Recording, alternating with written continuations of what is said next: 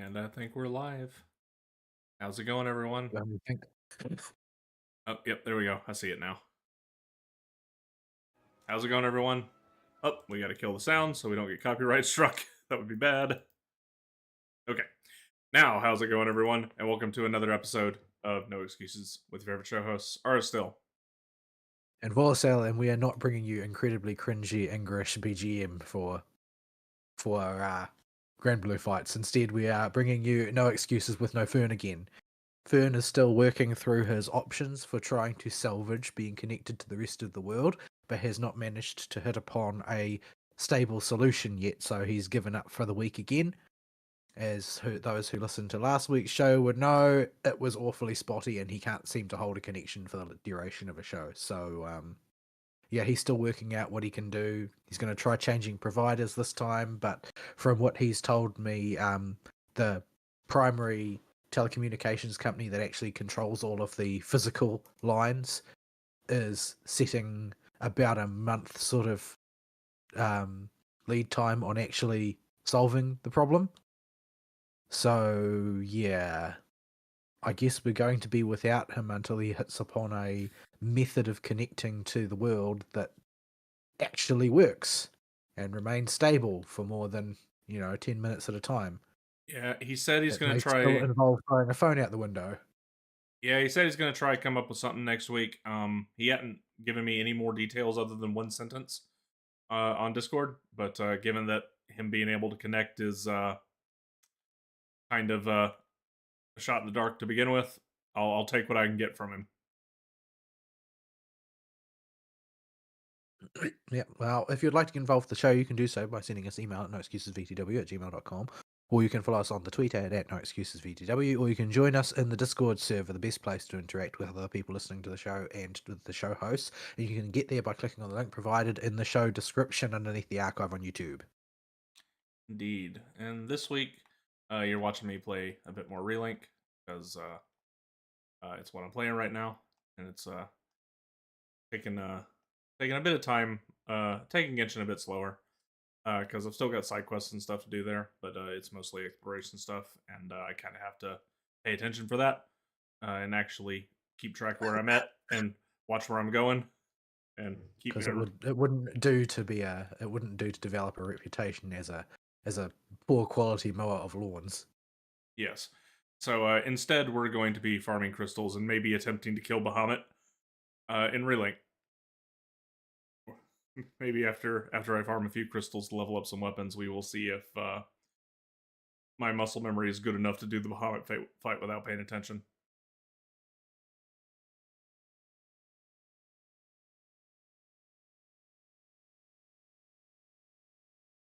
The space of dead air where Fern is supposed to chime in. Yeah. Uh, so you had a week.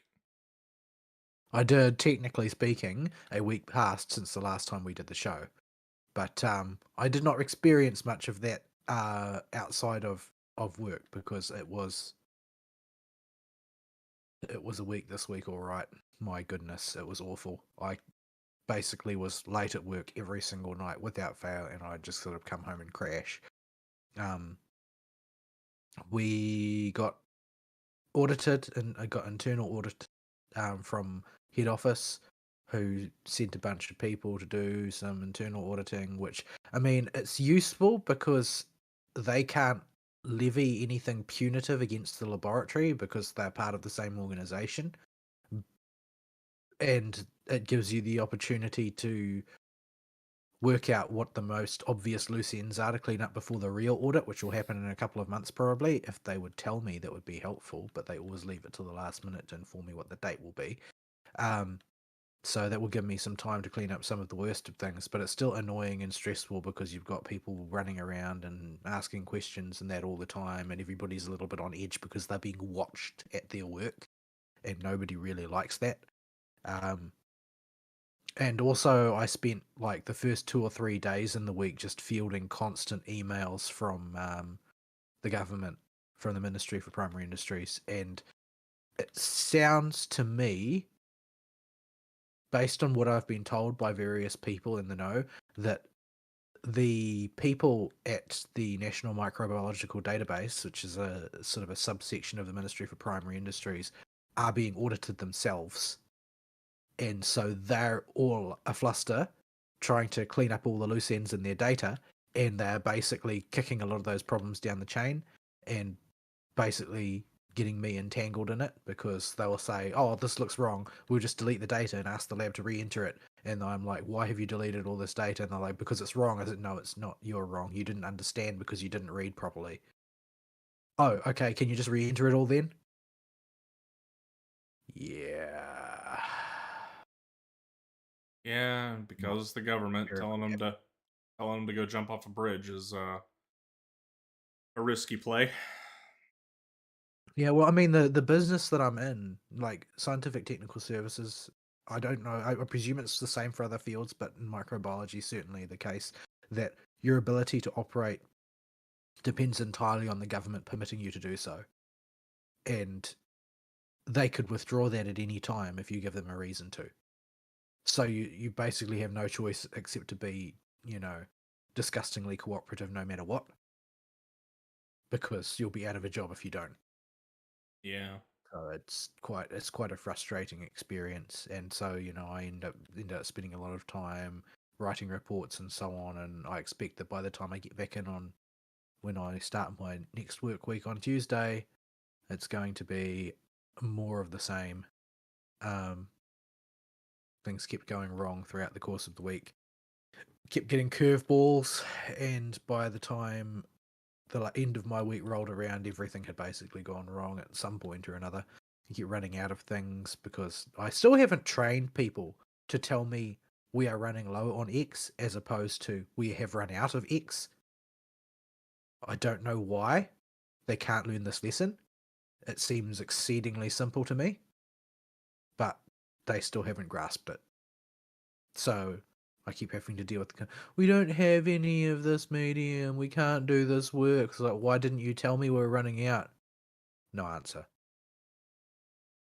They Like they don't haven't even even got an excuse. They don't even try and give an excuse. They just sort of look at me as uh, though I asked them to fly or something. if I had employees like that ran into that issue, if they would at least just say, "Hey, we forgot to let you know about it earlier, but we're now out of X," and at least just take a little bit of ownership over they done goofed a bit. No, It they just look confused. It's like, what do you mean? I don't understand this concept of notifying you.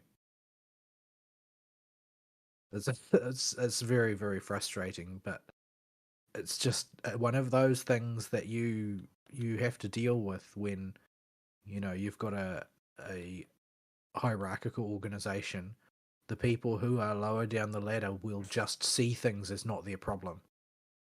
And the people higher up the ladder, like me, who have to worry about everything, are just left to worry about everything because nobody else is going to do it.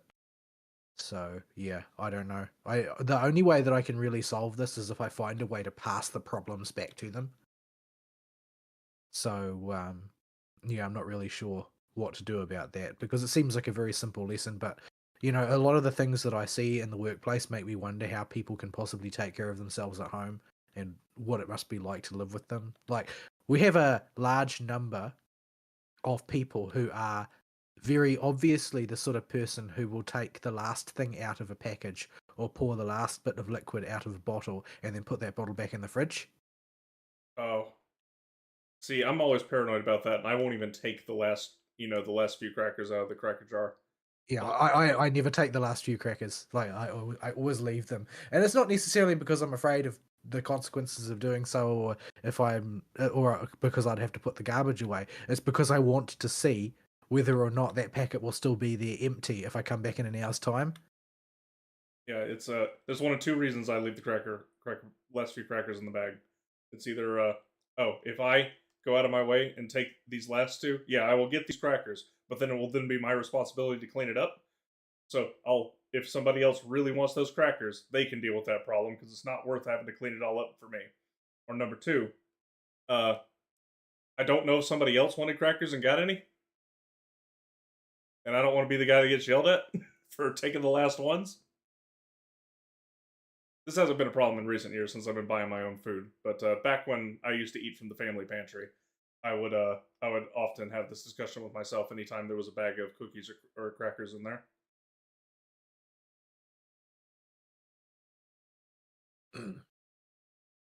Anyway, so work was a psychologically bruising experience for me, and I do not know exactly if that will ever end. I don't get the impression that it will, but yeah, I don't know. I don't know what will what scenario will signal my exit from this particular workplace. But I don't think that it doesn't seem to me like the sort of thing that I can hack forever.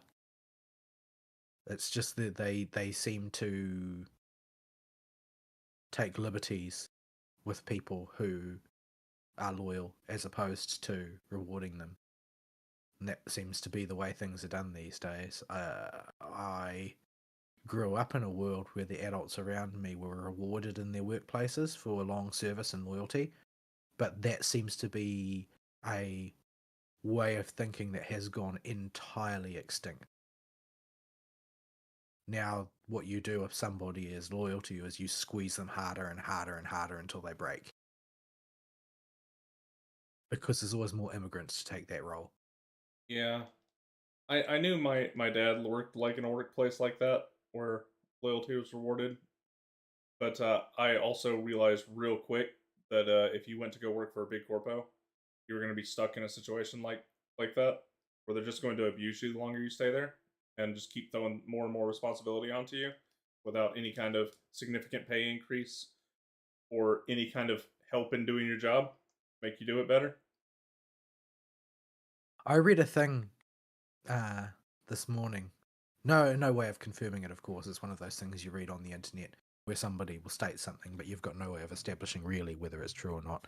And that was a thing that said that 25% of the people who work at Goldman Sachs are vice presidents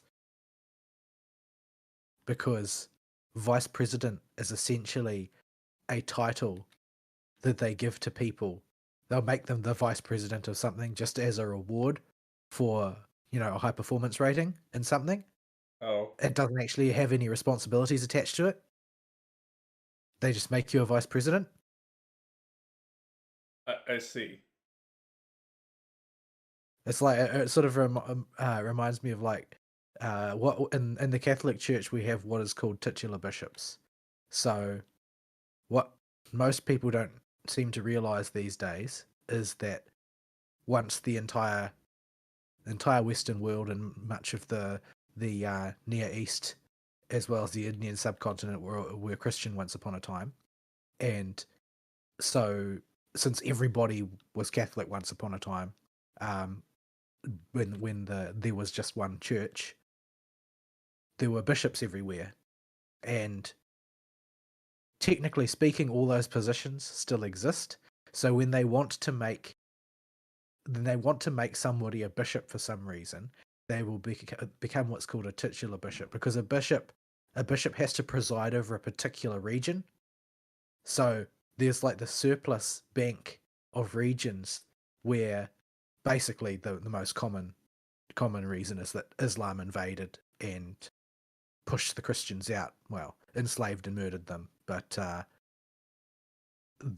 those particular regions have titular bishops. So if you want to make a bishop, you just make them the bishop of somewhere that's been conquered now.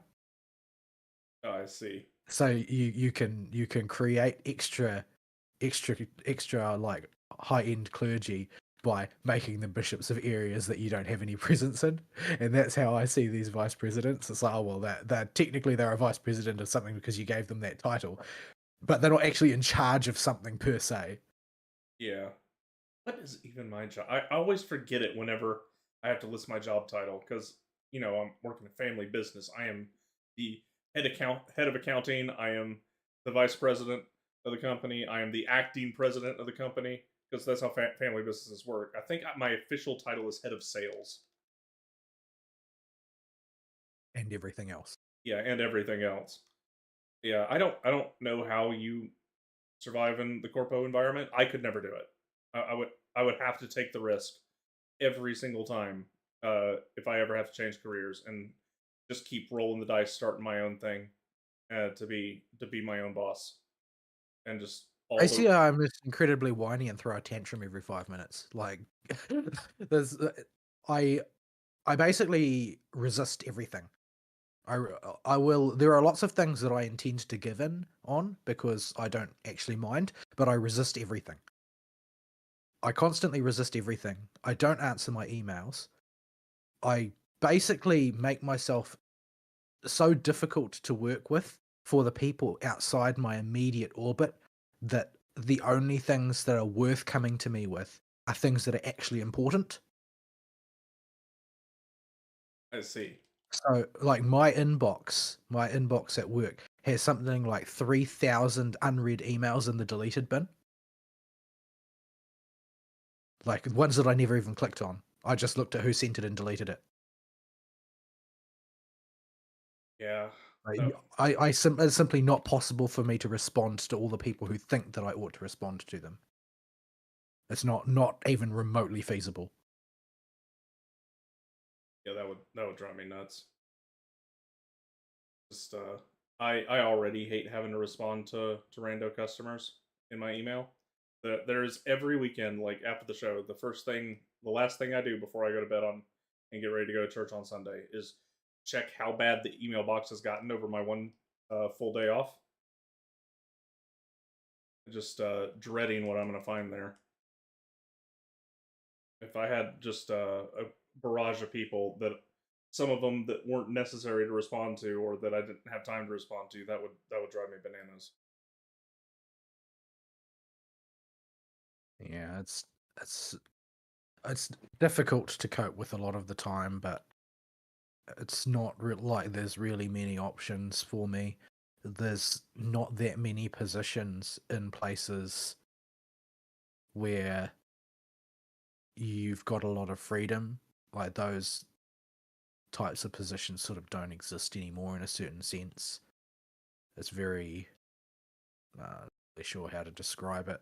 The it's basically, it sounds really trite to say it like this, but ultimately the problem is immigration. A lot of people wouldn't like to hear that, but the problem is immigration.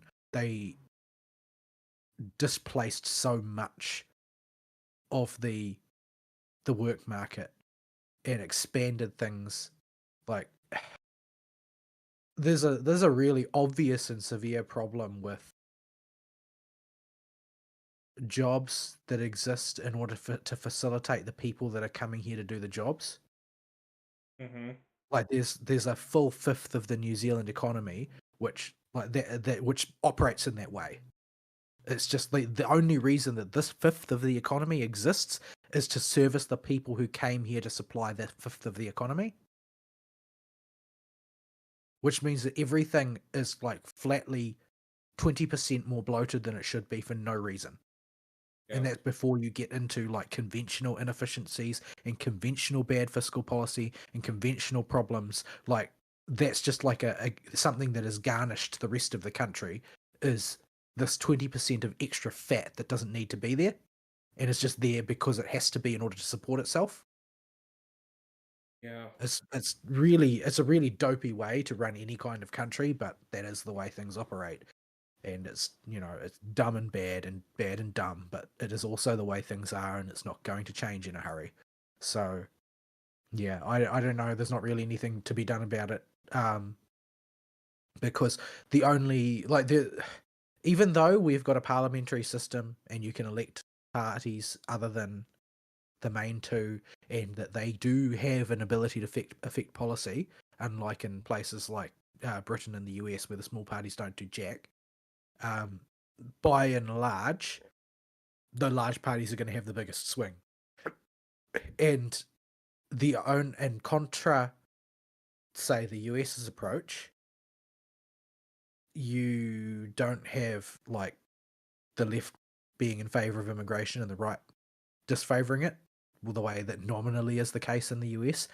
In New Zealand, you've got the Labour Party, who are on paper anti-immigration, the same way the Republicans are on paper anti-immigration, and you've got the National Party, who are pro-immigration, except that the Labour Party are literally insane on everything else, the same way the Democrats are, and the National Party are basically about as right-wing as the Republican Party on average, which Yeah. is to say, maybe centrist if you're lucky.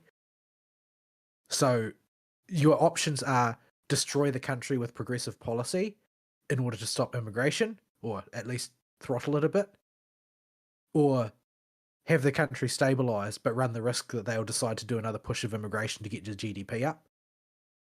Yeah. Because No. we are part of the cult of worshipping the GDP in this country. Yeah, that's been a problem in the Western world in general, and it's something I've never understood. I've watched plenty of economics extra curricular material in my time.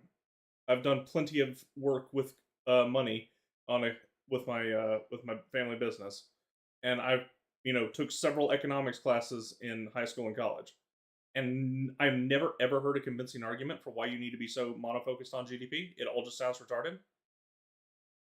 That would be because it's retarded. But yeah, as far as I can tell, there is no good cause for most of this stuff. It's just the way people have decided it will be, and there's no helping it in some sense. Um, it'd be nice if it wasn't like that, but it's. I think that there's these two little words that it seems like almost nobody in the world understands, and it may be because those two words are in Latin, but those two words are per capita, Yeah, and there is no context in which people seem to grasp these two little words. Not in terms of immigration, not in terms of economics, not in terms of crime, like per capita. Yeah, yeah. that perhaps things that happen in a nation ought to be measured relative to that nation, rather than just be line go up in a vacuum. Yeah, Yeah, at any rate, that's I think ultimately, and like I say, it's a trite way of putting it, but the idea, the immigration and the ideas that prop it up in this country are basically the reason why so many things are dysfunctional, and those things are not just the economy; it's all sorts of things all through society have had their dysfunctions accelerated by the massive amount of immigration that we withstood a decade or so ago, when they decided, the incumbent government at the time decided they wanted to increase the population to make line go up. Like, and I'm not saying that this is the outworking of what they did. They actually set out with the mission statement, increase the population of New Zealand. And yeah. so they increased the population of New Zealand. Maybe you could just make your country a nicer place to live and make people want to have kids there. No, no, no, no, no, no. Can't do that. Can't do that. No, no, we gotta. When I was a It kid. doesn't. Oh, go ahead. It doesn't matter whether the people want that either. I mean, did you see the debacle about the referendum in Ireland? Yeah, I saw that. Well, rather, I heard half of the bit that the Lotus Eaters did about it. Yeah, well, basically, the Irish Constitution is written to be family centric.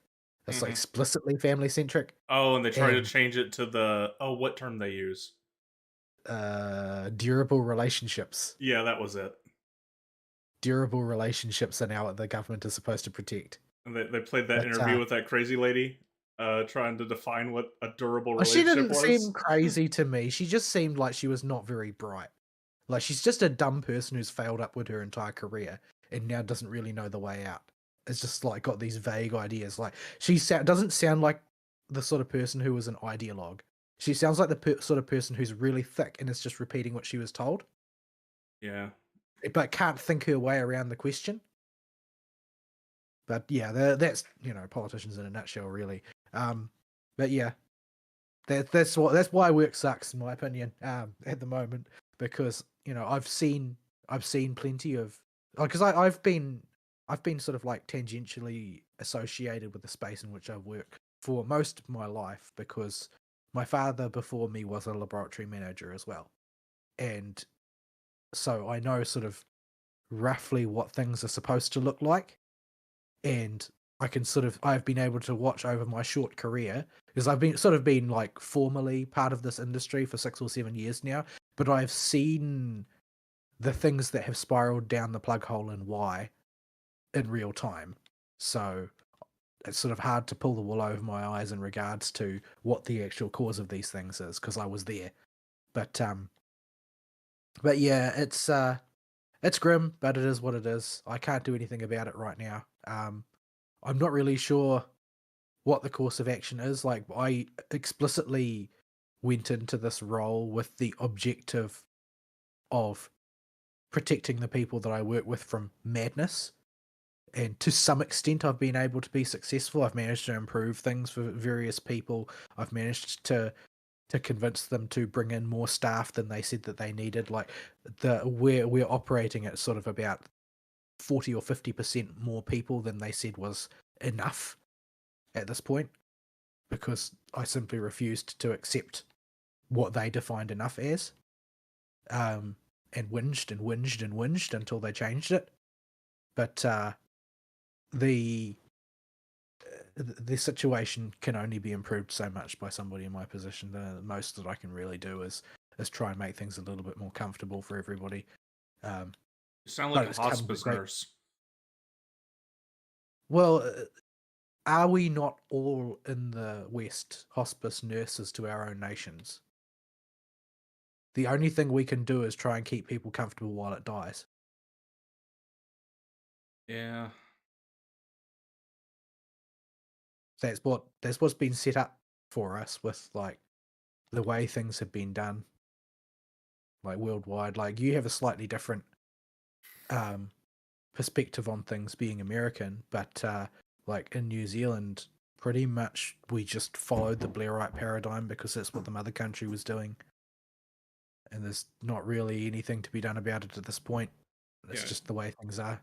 You got to remember, not only am I American, I an American that lived in the sticks of a formerly super uh state oriented state. So when before Georgia became totally subsumed by the Democrats and brought into the collective United States thought hive mind. Yeah. So my perspective on the Anyway, Western world is a little bit different than most people. I mean, most people's image of the South here is like, it's a combination between Dukes of Hazzard and assuming like your entire region in the country is basically the mangrove swamps in Florida, and that, like, there's alligators walking down the roads and stuff. I have seen alligators on the roads before. Not near me, but about 2 counties down. Yeah, well, this is how your part of the world is perceived. It's sort of um, the phrase that would immediately come to mind is the Wild West, but since that refers to a specific thing uh, in America rather than a mere analogy, it's not really the appropriate thing to say. But yeah, the South is presumed to be composed entirely of Florida Man and Bubba. So Before 1950, that'd probably be a pretty accurate stereotype. In some parts, it still is. yeah. Anyway, so gaming wise, this week was the return of Cheerbot in Blue Archive. So the wind up event, which comes before the Halo Festival, was rerun, and that particular event was the first event that I participated in when I started playing Blue Archive. So it's sort of nice to have come full circle and see it again. It's still very silly, and I've got sort of more of a perspective on the characters, because I didn't really know the characters when I started, because I'd never met any of them before, hadn't done enough of the story, didn't really know what their game was, and so it was kind of fun to see the differences between them, and just I've got a more of a perspective on what kind of a wacko place Millennium Science School really is now, in the sense that you've got, I think, like, you've got the two characters, Yuka and Noah, and Yuka is sort of like she's the idealistic but highly strung one, who's always fussy, and you've got Noah, who's much more down to earth, but also sentimental. But despite being the down to earth, sentimental one to Yuka's sort of like highly strung perfectionist idealist, Noah still thinks it's perfectly normal to ask for a cheerbot to be made, and the idea of not having a cheerbot is just unacceptable to her, As despite the fact that she's supposed to be the voice of reason. as you do. I mean, she did give us Cheerbot. She was only mildly surprised that they fitted it with a machine gun. Didn't it have a rocket launcher too? It, Uh, I think Shiroko actually brought the rocket launchers. oh, that's right. She tried to shoot the Cheerbot, but it was indestructible. Yeah. Yes, they didn't remember in the event, the pre-Kivotos Festival, Halo Festival event. They didn't manage to actually destroy the cheerbot. They just tangled it up in the bunting. Oh, that's right. Oh, that I don't know. Is that a word they use in America? No, I but know it's a I British do word. remember. I do remember getting tangled up in some kind of sport apparatus. Now, bunting is uh wires with flags hanging from them. Oh yeah, yeah. Yeah, so That's. it's a British word. I'm not sure what we call them here, but we have a different word for it. Yeah, it's like they usually like small triangular flags in the classic conception of it that you'll see like strung around fairgrounds and that sort of thing. Yeah. But yeah, at any rate, so yeah, that event is running again. It's a pretty low impact event, doesn't require a lot of play or farming. Still enjoyed watching the story again, even if it's extremely silly. But yeah, that I presume that means that the Halo Festival proper is coming next, which means that Yuka is going to be making a lot more laps of the track. And that's quite a lucrative event as far as farming stuff up goes. And this is also, I did not manage to make much progress in the event the first time I did it because of the pre-Halo Festival event, because I had just started and most of my characters were like level 12 or something like that. So it was all I could do just to finish the story. So I didn't manage to get any whatchamacallits, what are the elifs for Cheer Doggo. So Oh right. I'm trying to farm up a few of those this time round. I need to get her to 5-star. You go to 5-star Cheer Doggo. I've got her What about I've got her to did 4-star you did already. you did you pull for the new cheerleader? Not yet. I totally brain farted the event was going on, but now that you've reminded me, it will be where my current spark goes. Because you couldn't not pull on the cheerleader. I have a reputation to uphold, and she's blonde. Anyways, so yeah, that's currently running, and then I expect that Track Yuka's rerun will be up in the main Halo Festival event alongside the new Track Haruna, who I haven't decided if I'll roll on yet. I do like Haruna. I think she's a fun character. If like she's one of the most hated characters in the fandom, people don't like her. They say that she disrupts the peace.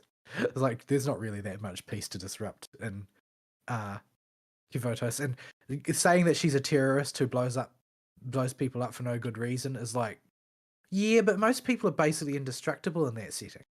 Like the worst that happens is if you're at ground zero for a very large explosion, you will end up in hospital. It's not going to kill you. Yeah, it takes like concentrated gunfire for several minutes to break a halo Yeah, at point it's blank difficult range. to do. And even the civilians are like a cut above toughness. Like it's made pretty clear that that Sensei is the most fragile person in the entirety of Kivotos due to not being a native. Um, but yeah, so Track Haruna is not very good, from what I've heard.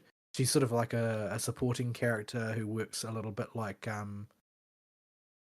better version of normal Fuka or something like that, which I suppose is fitting since those two are like always occur together. Despite Fuka's protestations to the contrary, that should not be that way. Being kidnapped is her duty. But Yeah, so I don't know if I'll roll on her or not. I think I might just save the spark because I don't know what's coming up next, and I've got some glaring holes in my roster that need some filling. Um, but yeah, so that's coming up. Genshin, I have done very little Genshin. Like I've just barely managed to, oftentimes with mere minutes to spare, drag myself to my computer and do the dailies before they expire because I'm so tired in the evening. I did start the new event. It seems much more. I haven't really had a chance to get really to grips with the whole mechanics of the thing, but it seems much more engaging than their usual events. Seems like there's more to do there, more to play around with. Yeah, The alchemy event.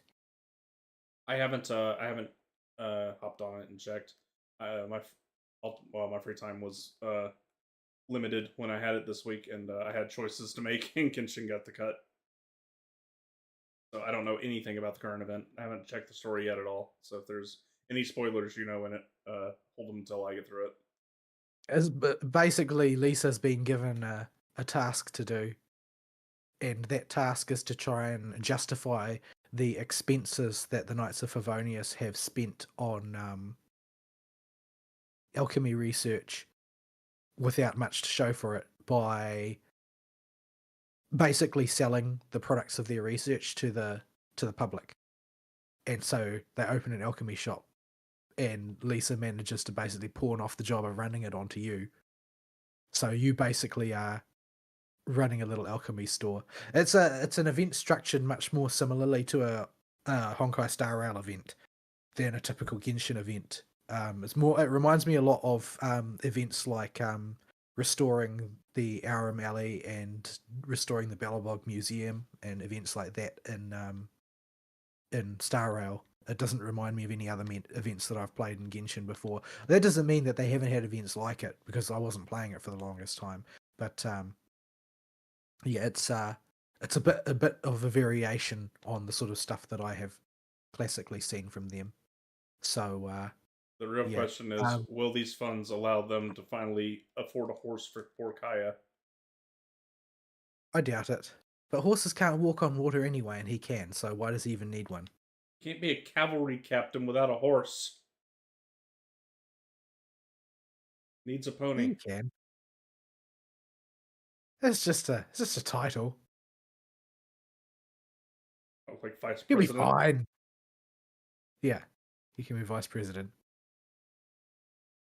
Oh my goodness. I'm doing Simulator Universe at the moment, and I've gotten a choice of 3 curios, and they're all terrible. And all highly destructive.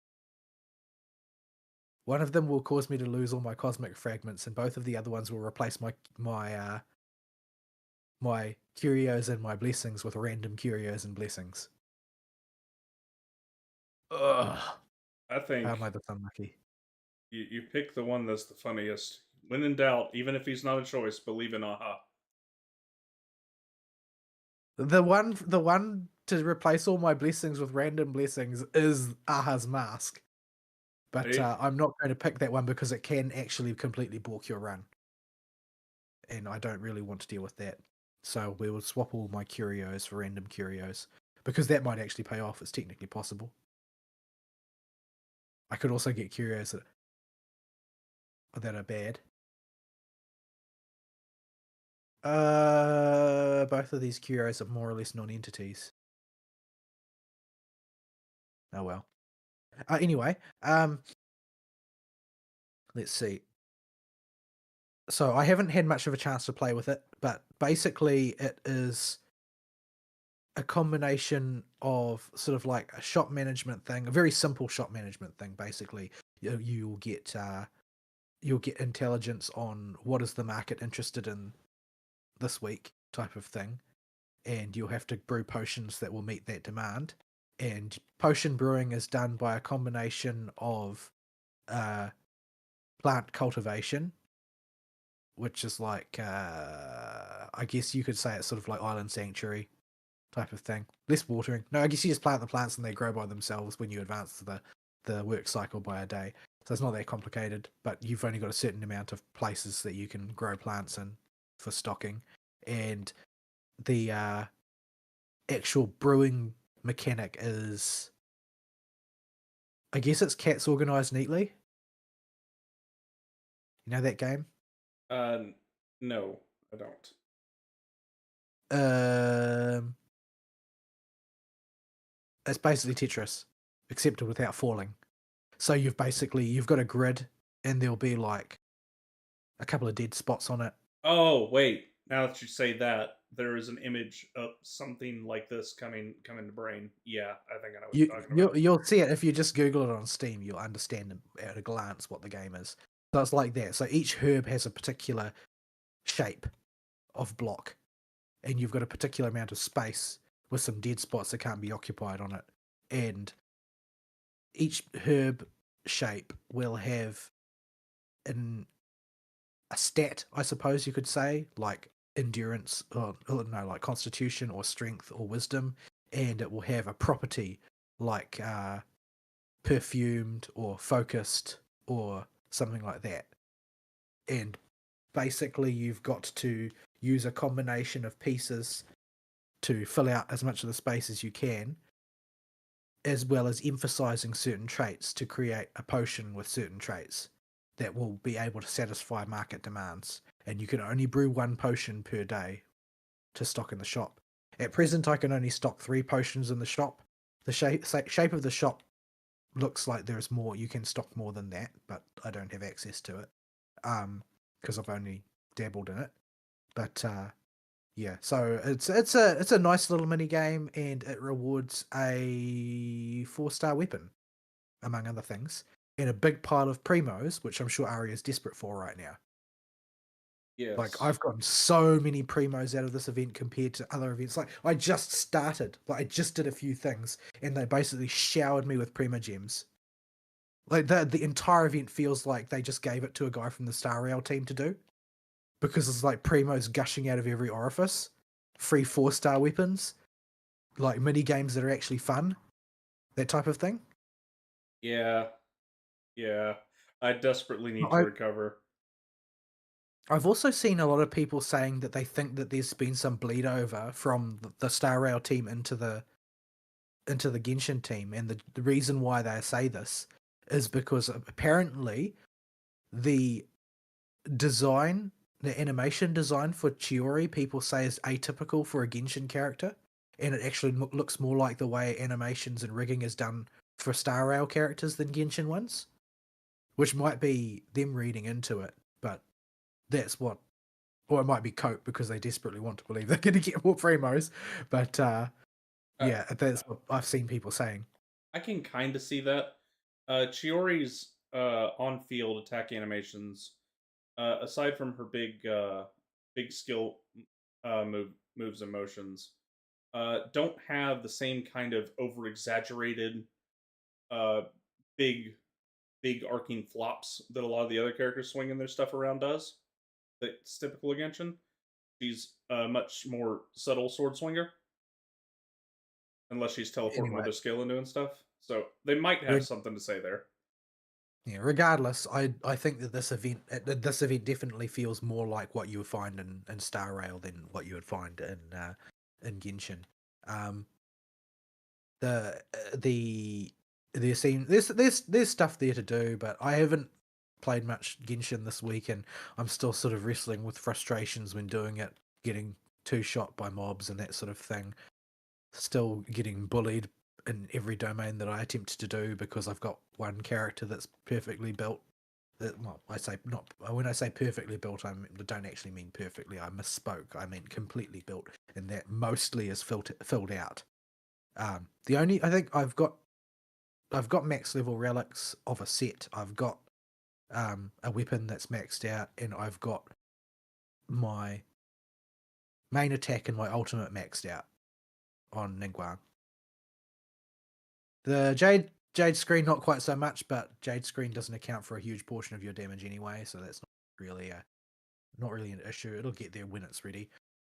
But I was going to need an awful lot more doggo lockets that I can't get my hands on to get there.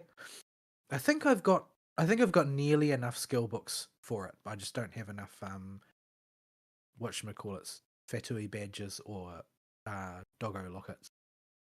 Yeah. But there's still just one character, and the only character who can fly solo, realistically, is held to be Nouvelette, who is so ridiculously powerful that you don't need any other characters in your party if Nope. you've got Nouvelette fully built. Um, Just turn the laser beam on, and anything that ain't immune to hydro just gets disintegrated. yeah, probably doesn't work so well against Oceania, does work against everything else. Yeah, so I'm still getting wrecked. I've realized that I don't know why I didn't realize earlier that the enemies and domains are not the same enemies that you meet in the world.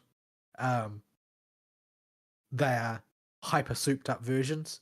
So when I was talking about last week the Fatui agents wrecking my shit, they're actually a different Fatui agent. They're not the same ones that they share a model with in the world. They've got different movesets. They've got a whole bunch of stuff they can do that the regular ones can't. Oh, I see. And if you don't have Navia or Nouvelette in your party, which allows you to insta-kill anything in the game, you basically have to fight them for real. And I ran into the same thing in other domains, like the whatchamacallit, the big samurai dudes. The ones that you meet in domain are serious business. Yeah, I'm here to tell you, it doesn't matter if I got 6 bullets and crit the guy with every shot. I ain't taking anywhere close to the samurai down. It's not really the problem. It's not really their durability. The problem is the extreme difficulty required to dodge some of their attacks. If you don't initiate your dodge at the exact right time, they will simply turn on the spot mid animation and whop you. And in my case, for about 95% of your health. Oh, they just outright kill me if I get caught in their 3-hit chain at the end. But they do I, all their I'm talking moves about back to single back. hit. Like they don't have to. They don't have to hit me with all three of them. They can hit me with any one of them. Yeah, that That's all. And of course, in the domains, you never fight one at a time. Oh no, that would not be challenging enough. You have to fight multiple, and it sucks because I keep dying. Because their dash is so long, I can usually only keep like 1.5 of them on screen at a time, and so eventually I get caught. I'm going to have to, before I really get back into playing, I'm going to sit down and farm a whole pile of res food and healing food because I've had to burn so much just to dump my resin each day. yeah, the But Barber go fixed it. on, go on. Oh, with those samurai guys on their single hits, they will if they hit me once, it usually won't kill me, but it'll get me stupidly close, and all I have time to do is pop to Barbara, put the song on, and hope Barbara can fix it. Yeah, usually I'll swap to Barbara, I'll ult with Barbara, and then Barbara will get killed instantly.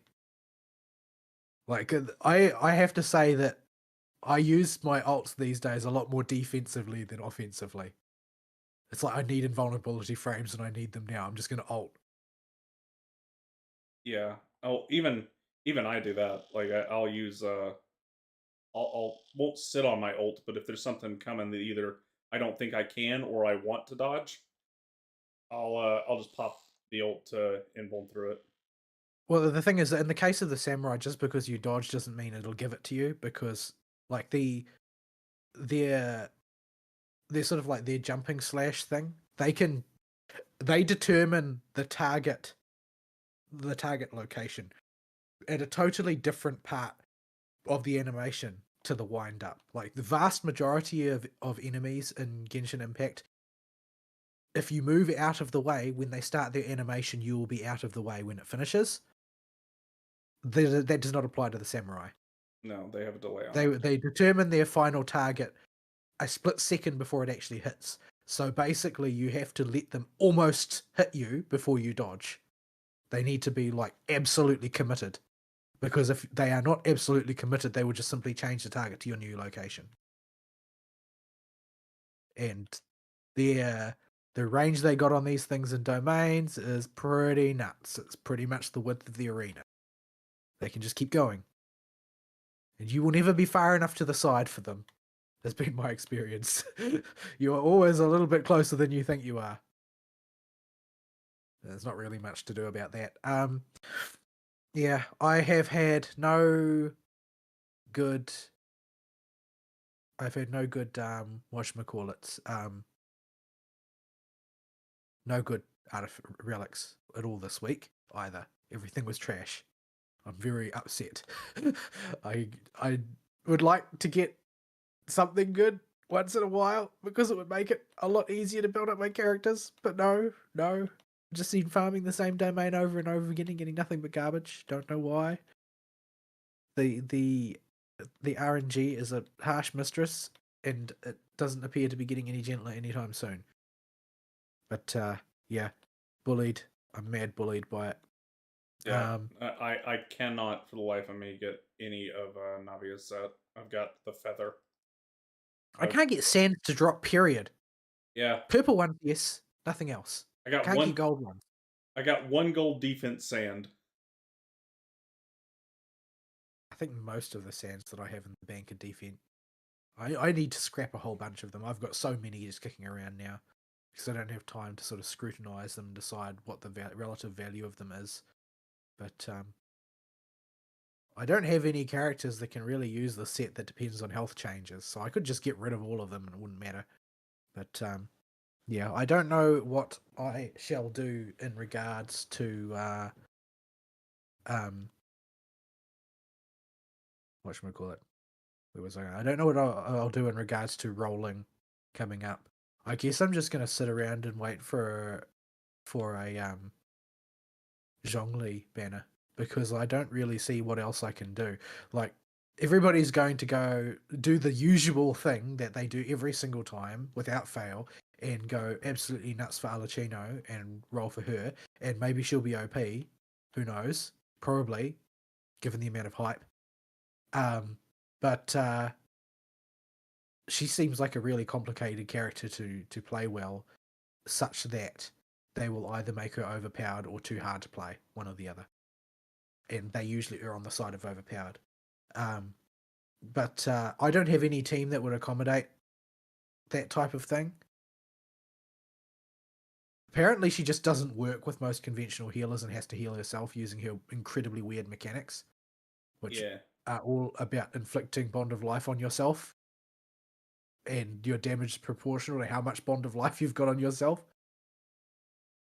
Yeah. I don't know how they came up with that design, but it seems really bizarre. And of course, everything's going to come down to the numbers that are attached to it.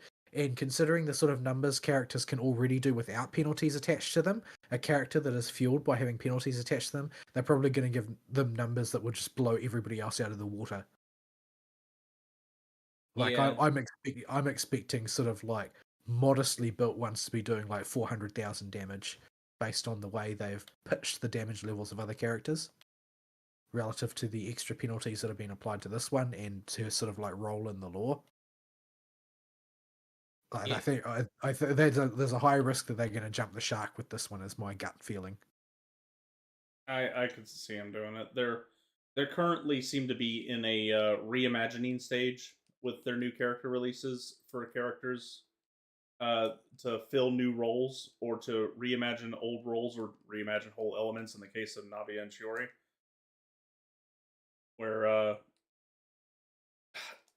they just have realized some of their older design elements don't really work, but instead of going back to fix the old characters, they're just releasing new ones. Yeah, well, I thought it's more that they're releasing them all as freaking 5 stars to get people to throw money at them for them, but they don't seem to be releasing any decent 4 stars, and it's really sort of frustrating getting having it made very obvious to you how big the power gap is, how little you can really do with a 4 star. The gap is just really kind of insurmountable.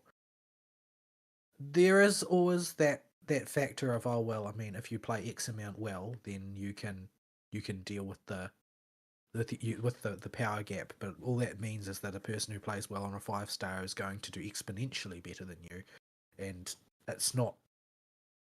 It's one of those things that this type of game takes out of your hands that you can't do very much with. There are usually outliers, like for instance in FGO, what's her name? Siggy's wife. Brynhildr? Uh, no, Brynhilda's Sigurd's wife. Oh, the other one. Crimehild.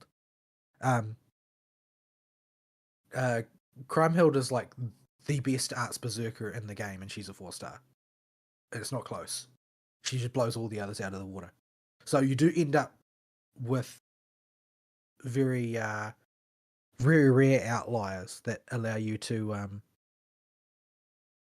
that allow you to get away with using 4-stars and still playing at a high level. But most of the time, you end up just stuck in grass is greener mode, Yeah. and there's It not really anything you can do about it. Like you're always going to be constantly seeing all of the places in which you just don't really get. You don't really have that reach that other characters do, and there's no way for you to get a hold of it. There's no way for you to play around it. I mean, that's why Navia and Nouvellette stand out so much, is that they require almost no effort to reach the sort of numbers that they can do. Nouvellette, especially since he's like a one-man army, but Navia, in terms of spiky bursts higher than anybody else. Essentially, she can, in theory, do it unsupported. You don't want to try and do it unsupported because you'll be there all day trying to set it up. But with a modest amount of support, she can spike higher than anybody else, and it's not close. Like that's something that other characters can't reach. There are other characters that have other advantages, like teams built around Nahida, for instance, can do things that basically can't be accomplished outside of that paradigm. There's no 4-star substitute for that type of play. yeah. There are like really well established, carefully constructed teams comprised entirely of 4-stars that are quite effective. But when you watch somebody skilled play them, it's impressive until you realize that if they applied that level of skill to a team of 5-stars, the damage that they are doing would literally be 20 or 30 times higher.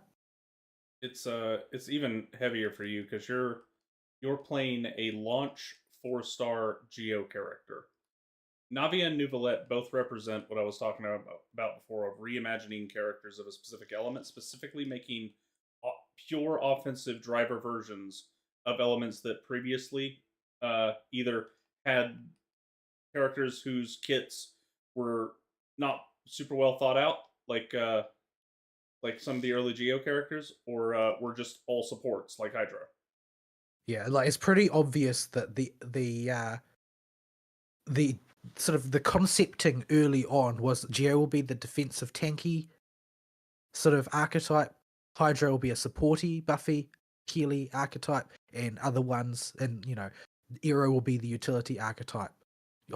Pyro will be like the all-out offense archetype. Electro will be sort of like the combos and sort of interact with other elements in order to get bonuses archetype.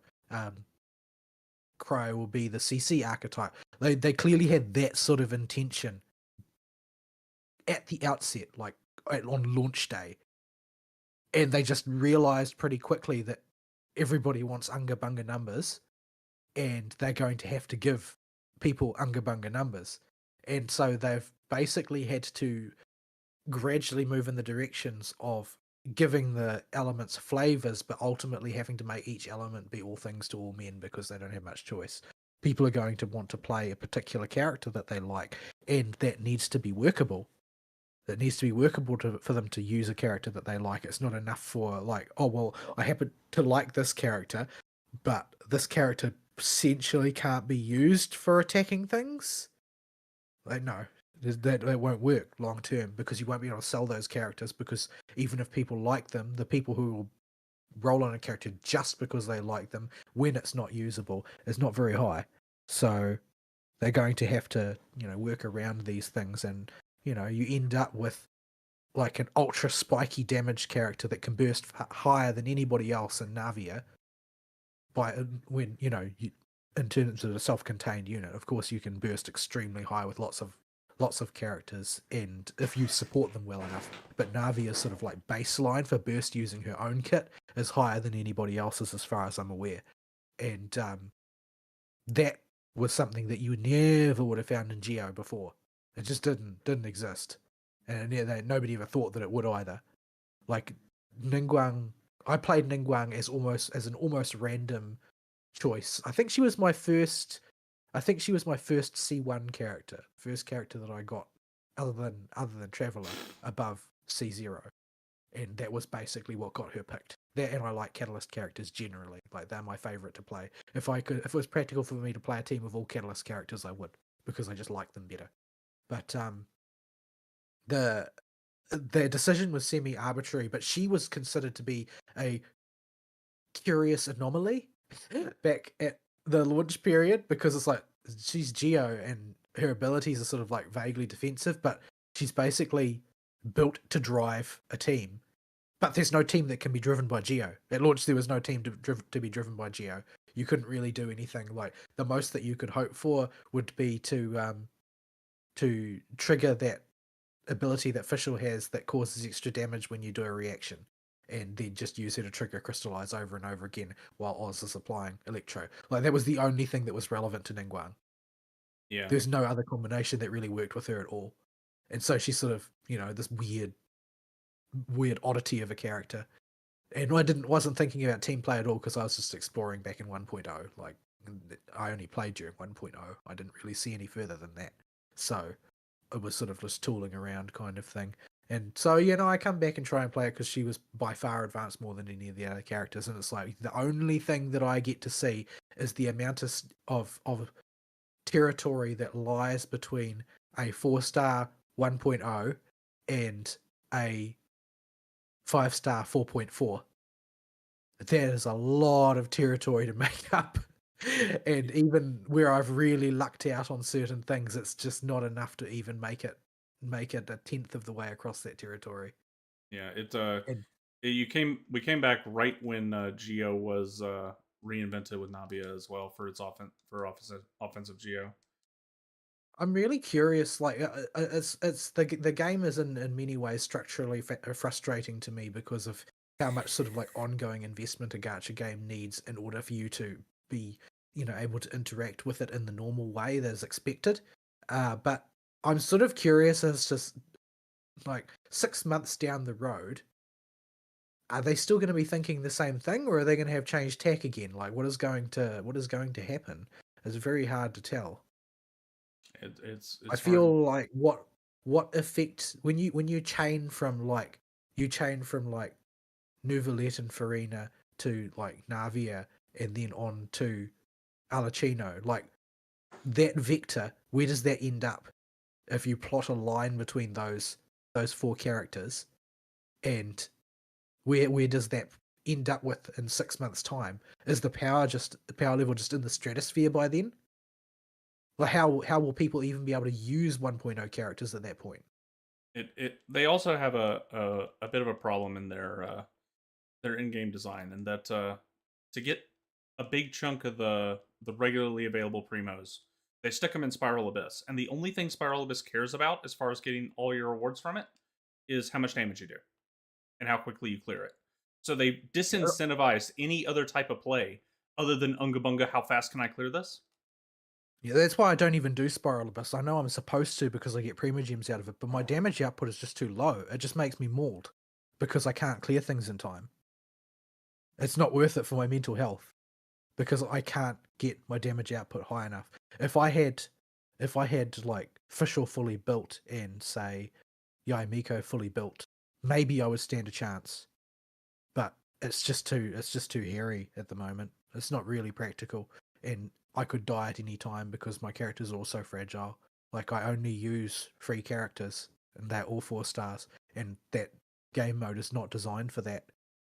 I mean, there are game modes likewise in Star Rail that are not designed for that. Like it's not actually expected that you seasonally are able to clear if like um Memory of Chaos all the way to the end if you are using if you're using like 4 stars exclusively at low Eidolon levels, then well you're probably not going to be able to clear rank 11 and rank 12. But that's not really much of a problem because the baseline flow of Stellar Jade is just higher than Primogems. You aren't actually being screwed. Like you might lose 120 Stellar Jade or something, which is a trivial amount. Like you're going to have to fail to do 11 and 12 for like 12 weeks in a row before it'll make a difference in how many pulls you're doing. And that's not really a lot in the long term relative to the amount of other Stellar Jade sources that you've got available. So it's not really a huge deal, but in Genshin there comes a time where the only way that you can get primos is by doing your dailies and going to Spiral Abyss. And if you can't do it, well, I guess you're never going to become powerful, are you? If you didn't get good pulls, if you lost a lot of 50/50s in your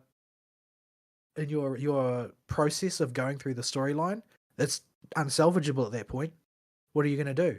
Get really good at You're too playing far solo behind the. Mona. Yeah, I mean, there are some people who do, and sometimes it's out of necessity. Some of those people come up with really interesting builds that can do interesting things, but ultimately, the guy who mains Barbara DPS, he can do everything in the game technically as Barbara DPS, but he's going to have a heck of a time doing it compared to the guy that just pulled Neuvillette and then just filled the rest of his team with level ones. Like, it's not fair, and that's the nature of gacha games. Not to be fair, the thing that frustrates me is it doesn't actually need to be that way because Blue Archive proved it, and to a lesser extent, um, Honkai Star Rail proves it in an ongoing fashion that you don't need to completely screw your players every 5 minutes in order to make money, and you can have people engaged and still, they you can have people engaged at lower levels of spend simply by making good decisions about how you allocate your resources in terms of giving out free stuff and so on and so forth. I think that keeping a flow of interesting ideas in 4 stars is useful. It's more useful than just the market research, which the Genshin team uses it for, which is to find sort of like niches that people are interested in to exploit with a 5 star and then completely sell the 4 star up the river, which is what they've been doing. Mm-hmm. So I think that they should probably rethink that a bit. The 4 stars in Star Rail definitely have less elaborate, less complicated mechanics, but they do still all have their own unique mechanics that make sense, and that you can build extremely competent teams um, using only 4 stars. Like if you look at a character like Serval, Serval will be ignored by most people who have a stable of 5 stars, but she still has things only she can do. She's the only character who who has such like a high level of incidental AoE just attached to her normal skill. If you are doing waves of fights, she's actually really, really surfaceable in things where you've got lots of waves of enemies to kill in a short amount of time. And when you do need to normal attack, you still need to be hitting multiple targets. Like she's incredibly useful for that type of thing. So yeah, they all have their uses, and more so than in Genshin, I think, because the power gap seems to be a much subtler. Uh, there is definitely one. There's definitely a power gap. There's no getting around that. But Well, if you do they're just something, now around the point where like Raiden Shogun be coming out in Star Rail, right? Star Rail next patch is 2.2. Okay, So I'm not you'd from have where to that look at comes what out. that was. You'll have to look. They're using the same sort of roughly the same type of patch cadence as Genshin did, but I don't know what Genshin 2.2 was. Yeah, because I was just thinking that Genshin, it didn't have a super smooth power curve the whole way through. There were spikes on the way to Raiden Shogun, but Raiden Shogun is where we started seeing big peaks and valleys in the power curve. It's because Raiden Shogun is a character who is an archetype. Like Raiden Shogun is the Raiden Shogun archetype. Having Raiden Shogun changes everything about the game. Like there are now new teams that exist that didn't exist before and couldn't exist before.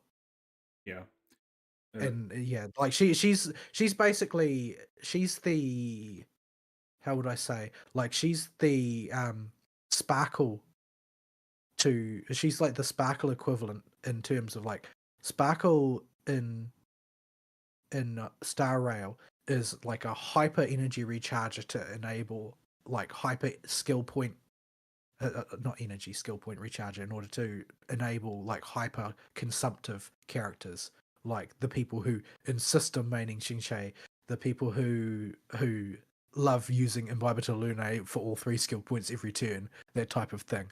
Um, so the relationship between sort of Sparkle and Hanya is sort of like the relationship between um Raiden Shogun and Fischl, let's say. And that Fischl still does the same sort of thing.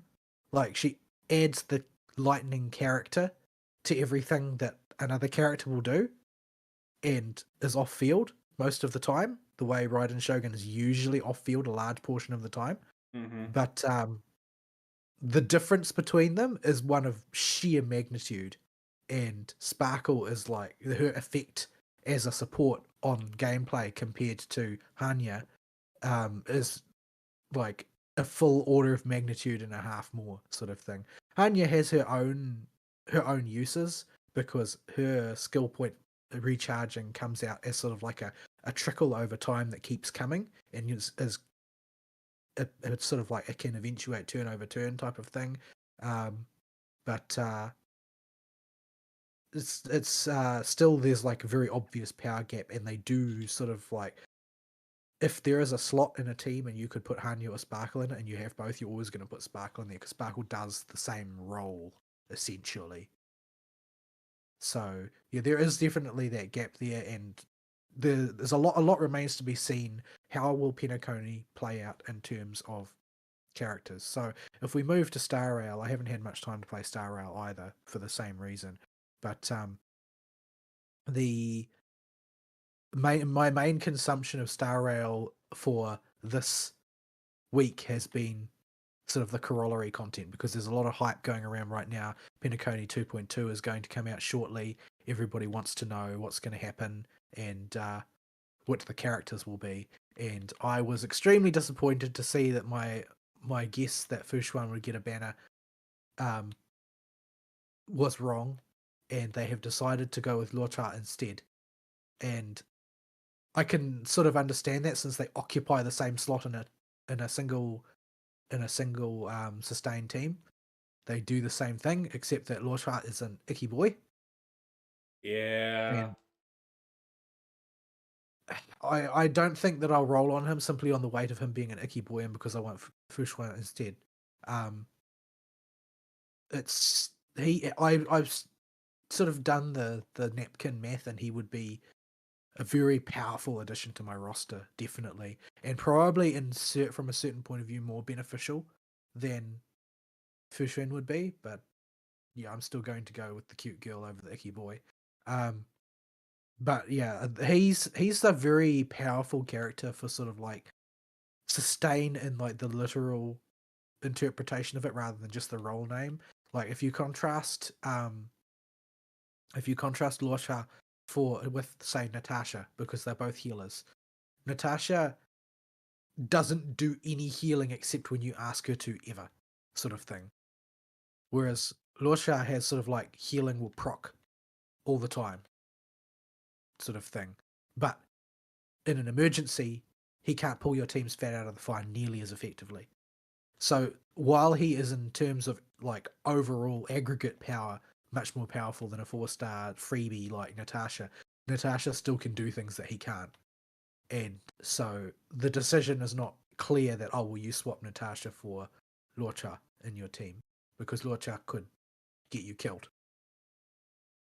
If you are going to do if you need somebody to contribute imaginary damage and you've got a long fight to deal with that you just need to have, a constant trickle, then you could use Lorcha. But then again you could also use Lynx and she could do that job as well because she's better at hot type healing than Natasha, and it's not a 5-star that requires 5-star investment like Lorcha is.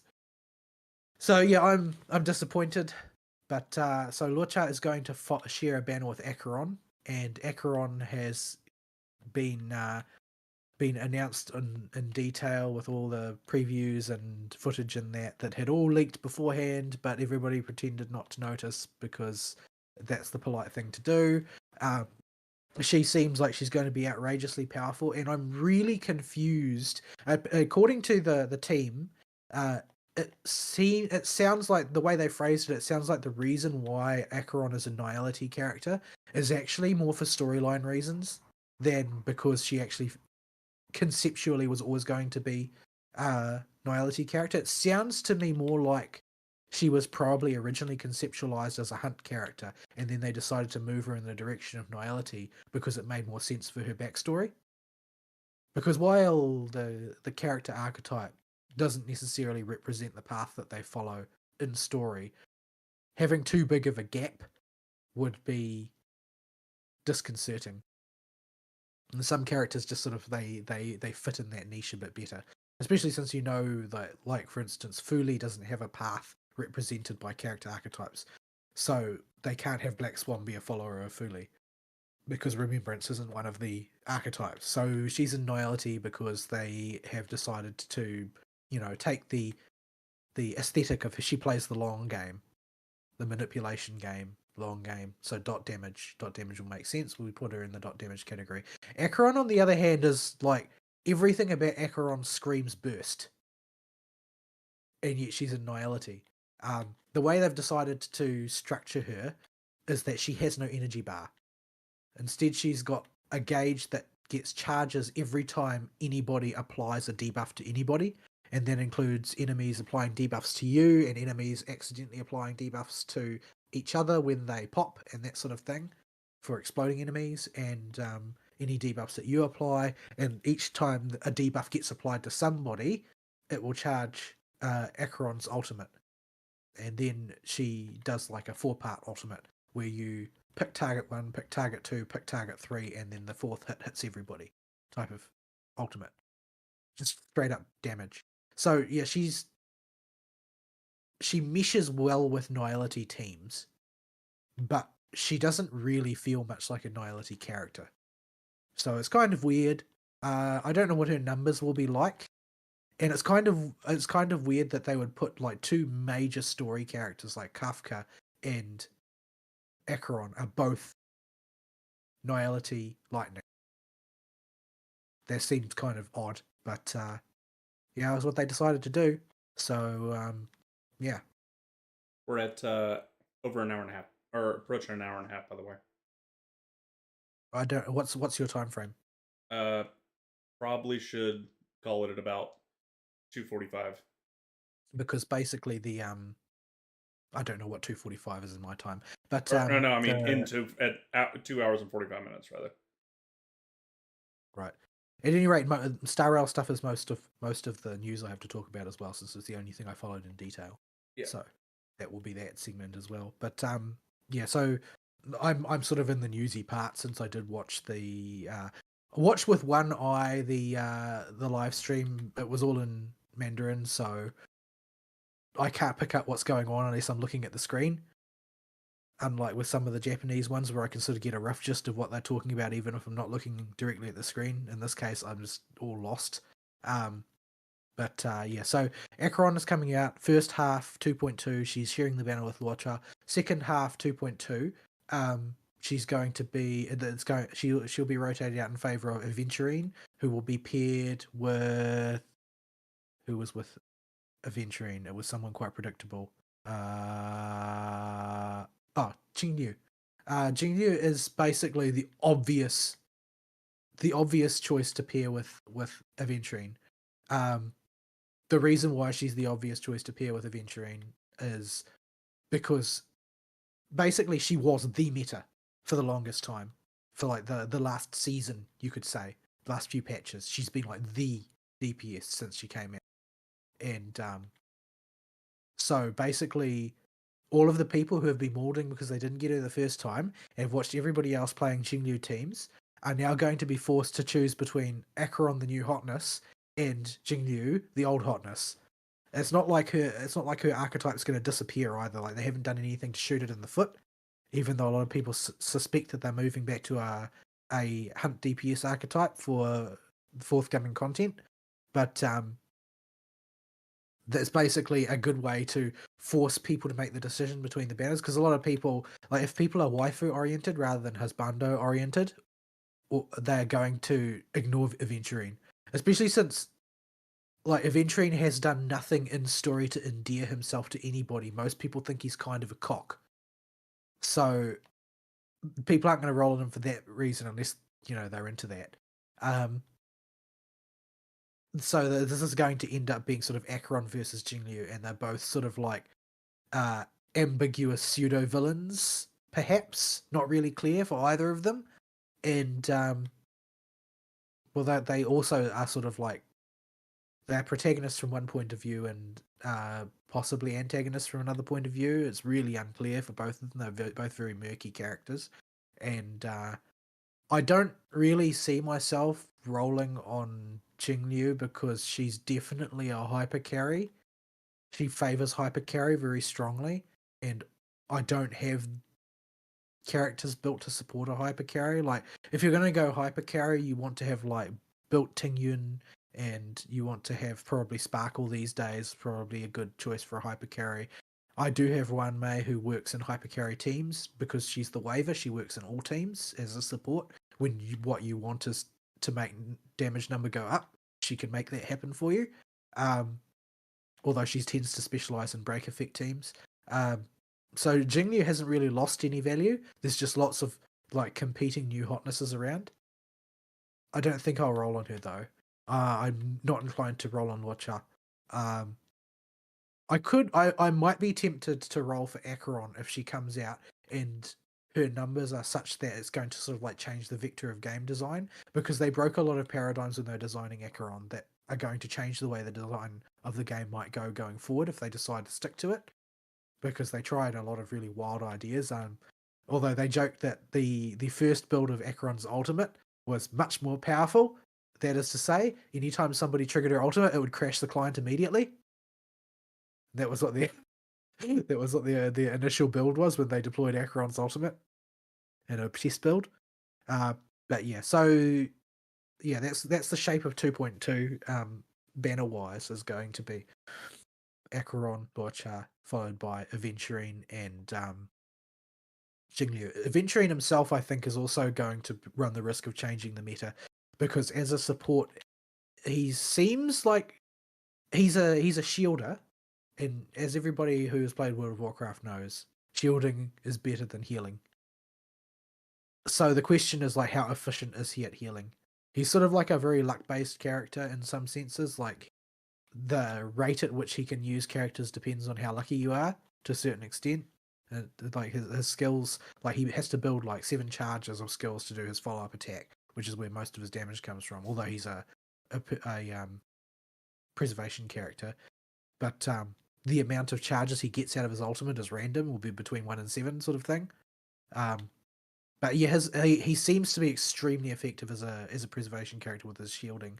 The question is whether he's so effective that he just becomes mandatory for content because his ability to protect teams is so high. Apparently, this is in contrast to the early build of him, where the team said that he would, his earliest conceptions when he was a dodge space character, it always ended up being that he would be untouched at the end of a battle and everybody on his team would be dead. But yeah. So yeah, then the new 4-star that's coming out, they didn't really say a whole lot about him, but he seems like they're sort of testing a type of healing where the healer will debuff the targets, and then characters that hit those targets will get the heal type of approach. Yeah, so it sounds like they've got quite a bit of story stuff planned out, and they've also announced this week what 2.3's headliners are going to be, and they're going to be Robin, who's physical Harmony, and Boot Hill, who's physical Hunt, I believe. Now that's interesting because Ruan Mei is a 5-star Harmony character, and Sparkle is also a 5-star Harmony character. and Bronya is a 5-star Harmony character. And these three characters sort of they form the core of the support meta. So if you are going to be relying on action advancement, you go with Bronya. If you're going to be focusing on breaking, you go with Ruan Mei. If you're focusing on drinking skill points like water, you go with Sparkle. If they release Robin, that means that they're going to be adding another team build to the pile. And nobody knows what that's going to look like because nobody has got any information, as far as I know, on Robin's skills yet. But it seems really weird that they would release Ryan May, Sparkle, and then Robin sort of like on alternating patches. It's like I suppose from one point of view, you're expanding the number of teams that people can build quite rapidly to add diversity to gameplay, but it also means that people are going to have to bite their nails over, am I going to miss out on a meta if I roll on these characters in the intervening time type of thing. Yeah. Yeah, it's worrying and confusing strategically speaking from a marketing perspective, but also, interesting because like, what's the next team build going to be? How are they going to make her unique? Because she's a 5-star Harmony, so she must have something special that's, hers uniquely. So, and Robin is a character that a lot of people anticipate is going to be popular because, well, she's an idol character on Penacony of sorts, and she's basically in universe is sort of like your Macross songstress character, Oh, except with like Koharu head wigglings. okay. So like a more uh traditional idol-y, like Cheryl Gnome or Ranka. Yeah, like she's a like galactically well known pop star who everybody knows. Like she's mentioned in a couple of places, like songs that she sung is mentioned earlier in the story as well. Like things that are like famous songs that she's famous for singing and that sort of thing. And she's sort of like she's such a good singer, so popular that she's actually got a certain amount of political clout because of her close association with the family that run Penacony. So yeah, she's got quite a bit of popular character chops in the offing. But yeah, and she's also going to fill like a keystone role in a lot of teams because the difference between Harmony characters and DPS characters is that Harmony characters are keystones of whatever team they're in. DPS can be swapped in or out. Like you can swap one single target DPS for another single target DPS, or one AoE for another AoE, or one dot for another dot. But the team that you run will depend on what support you use to build it around. And she's going to be another 5-star dropping, so everybody's interested in that. Boot Hill, on the other hand, other than the fact that he's one of the Galaxy Rangers, so theoretically works on the same team as Acheron, nobody knows a damn thing about him. He's a total unknown. So popular opinion is that Fushuan will share his banner so that you've got cute girl with icky boy, and Fushuan is also a very popular character already in terms of her role in the story and how much people like her and the events that she's involved in, compared to Boot Hill, who has no popularity to build on going forward. Like he's going to be basically at the moment the reason his announcement was a surprise is because it was deployed in a vacuum. Normally you announce something that people are anticipating, right? So people expected that brother and sister Sunday and Robin would get announced alongside each other, but then they announced Robin and Boot Hill instead. And people are like, okay. Maybe Who's Boot Boot Hill. Hill? Maybe Boot Hill's Robin in disguise. That would be interesting and awkward, but they're both physical characters. So, but yeah, that's interesting. They announced heaps of new like event stuff and that, and they announced that they're going to be adding a new system in 2.3 to streamline simulated universe farming, because currently farming your planispheres from simulated universe takes longer in terms of like raw real world time than anything else in the game. Because like if you want to farm a relic, you do a relic domain and that's 2 waves of guys and you're done for that pull. In the case of simulated universe, you spend an hour in there, sort of thing. If you're bad and unlucky like me, you spend an hour in there and you get bupkis. So yeah, I'm looking forward to a streamlining of that. They announced a whole bunch of events they're going to do as well. Some of them look really complicated. They announced a bunch of functions and mini games and things that are going to be out in in 2.2, like there's a bar where the monsters go to drink on Penacony after they've been beaten black and blue by a galactic baseballer and But wouldn't drown their you? sorrows, and you can help mix drinks at the bar and that sort of thing. There's If you're lots of if you're the monster that gets beat up by Baseball Girl and her friends, and then you see Baseball Girl at the bar, that can't be good for your monster mental health. well, I mean, monster mental health isn't my problem. But yeah. So they also announced the anniversary event. So the anniversary event is going to have triple drop from Simulated Universe, triple drop from Relic Domains, which is what I'm going to call them because I can't remember what they're called. I think they're called Cavern of Corrosion in Honkai Star Rail. And they're going to give out 20 golden tickets and 1,600 Stellar Jade. There was a lot of Genshin could never. For Yeah, those that recall, Genshin did not get anywhere near that much. we got like a I think 10 pull. they got a 10 pull, I think. I think we got another 10 pull later after they got Yeah. after outrage. No, you got 3. They gave them 3. That was why there was Oh, outrage. that's right. There's For 3 years of was supporting 3 pull. Genshin, you get 3 3 pull. pulls. 3 pull. The 3 pull. Everybody loves the 3 pull. Nobody would be sad about the 3 pull, right? No, so they just straight up said, okay, so we're gonna give you 20 pulls plus 1,600 Stellar Jade, plus we're gonna give you a character selector as well for a 4-star. Yeah. The Genshin could never. Like, so Genshin has given us a character selector in this last Lantern Rite. But a lot of people were unhappy with it because it's sort of, other than Gumming, it wasn't up to date. Like, you only had a tiny selection of characters to choose from. Yeah, it was The- just the leeway resident characters, I think. Yeah, but there's going to be a bunch more available for the 4-star selector, including some that I don't have, and I'm like, ooh, who am I going to pick? I don't know, because there's some that I would like to get Eidolons for, but there's also some that I don't have. Like, nobody's got Galaha yet, because he isn't out. But I don't have Hanya, and Hanya has an incredible ASMR voice in Japanese. It's just incredible. But I don't know what I'd use her for though, since I don't really have a skill point heavy build. But yeah, there's lots of options there. Looking forward to that. But yeah, they did a Q&A section as well, and the host made them wear heart rate monitors while answering the questions, so you can decide whether or not they were telling the truth. But yeah, there's lots of story based questions in there as well, and they really couldn't say a great deal about that.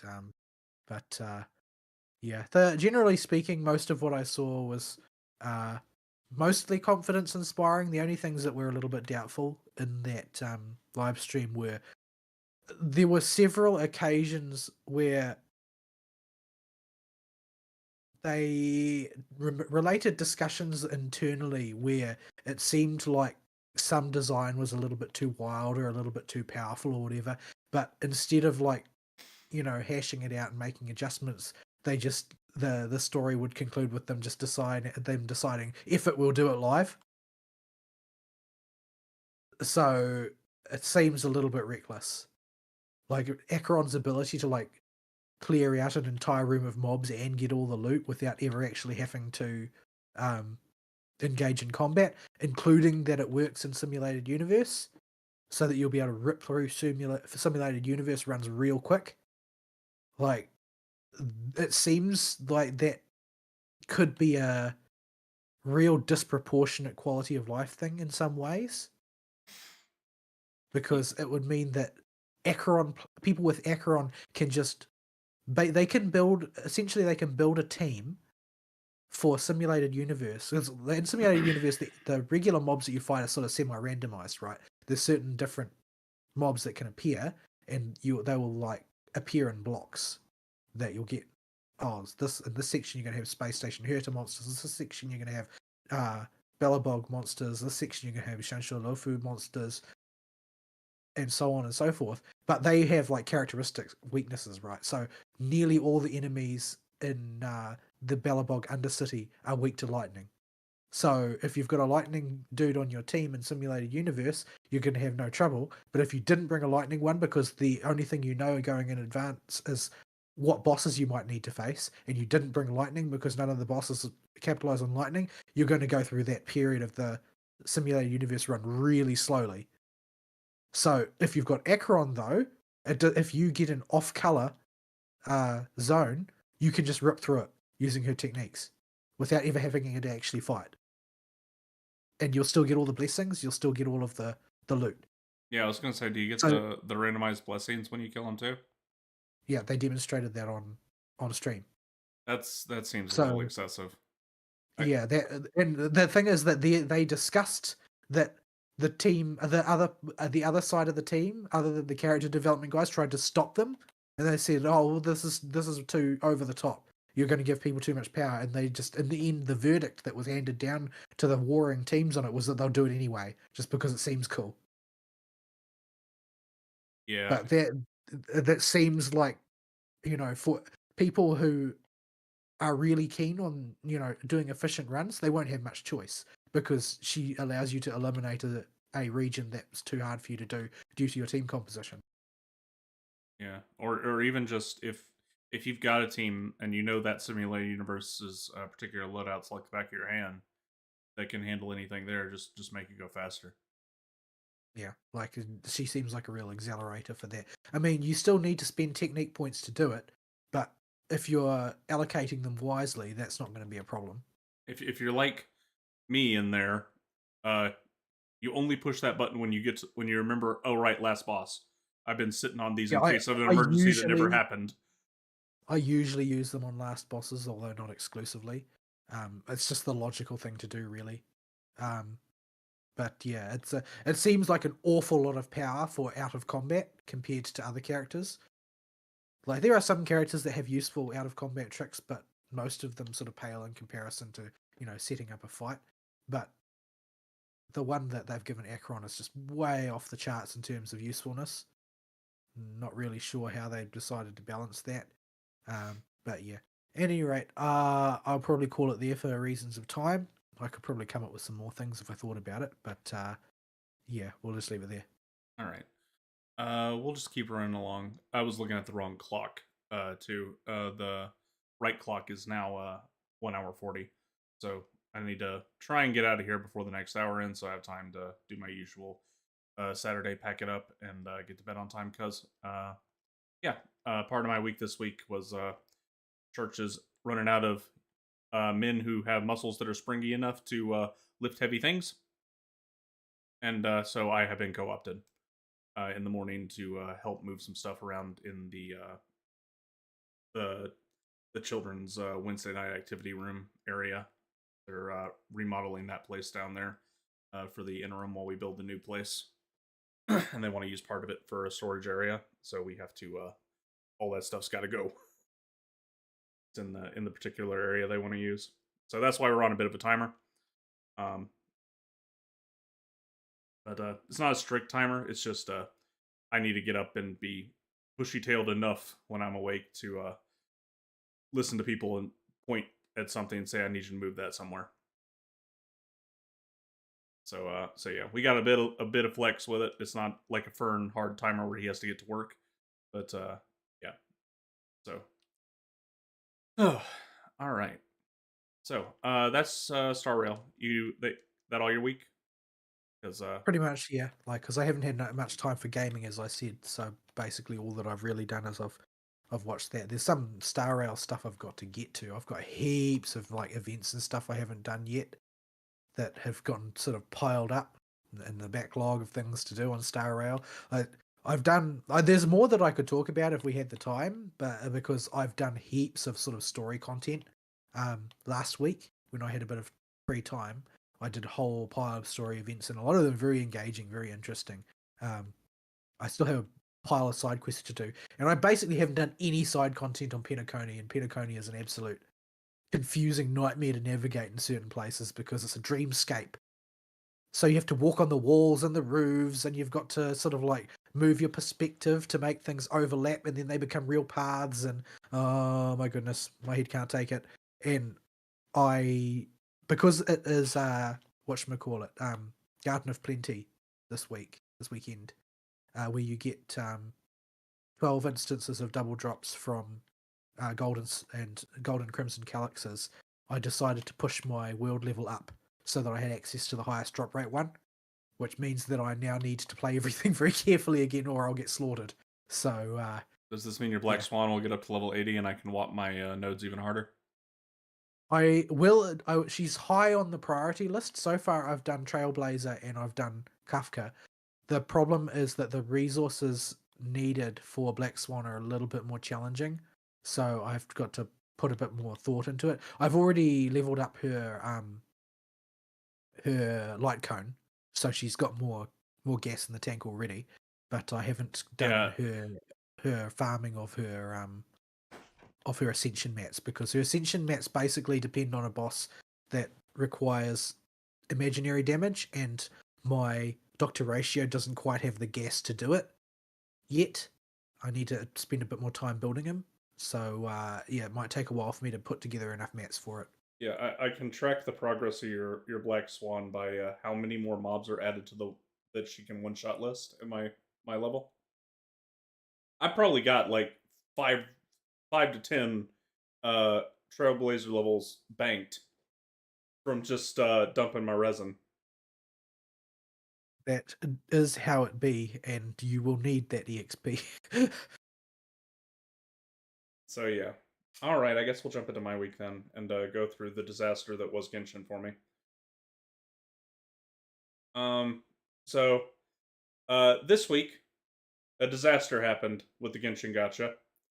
Now, I was decided to go ahead and pull for Chiori because I need an ammo dispenser running a Navia team. If while Navia's gunshot is good for bopping off small and some of the medium tier enemies at the start of a fight, without an ammo dispenser, you're not going to be able to really bop off the big dudes, and you're going to be sitting there flailing at them like a wet noodle without ammo.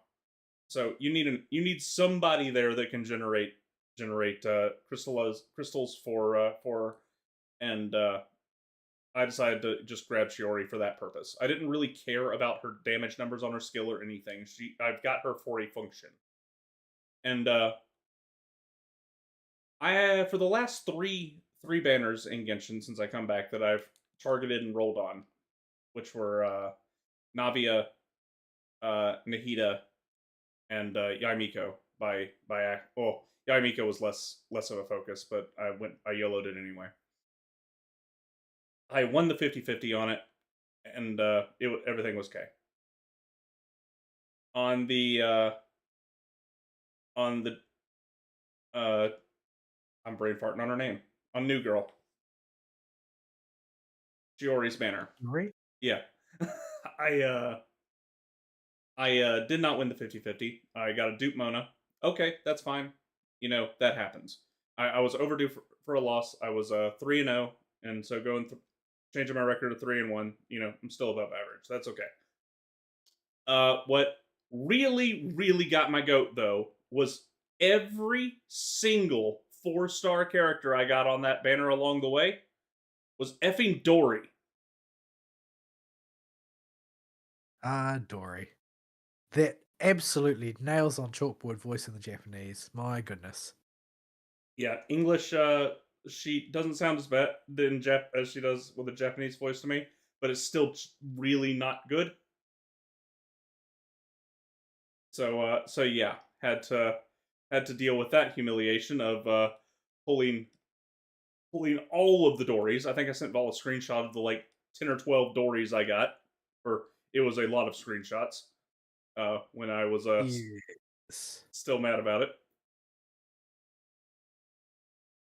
But yeah, and there went all my primo gems. They're just gone. Now I'm now stuck in a bit of a pickle in Genshin. Basically, I targeted a Navia team not because of Navia's gameplay mechanics. I would have tried to do this anyway, even if she was terrible. But and I decided just to go build that and pick up Nahida as a backup for things that are immune to Geo, basically. And this, while this is a functional and good plan, I am now very discouraged in that I have no more large sources of Primo Gems.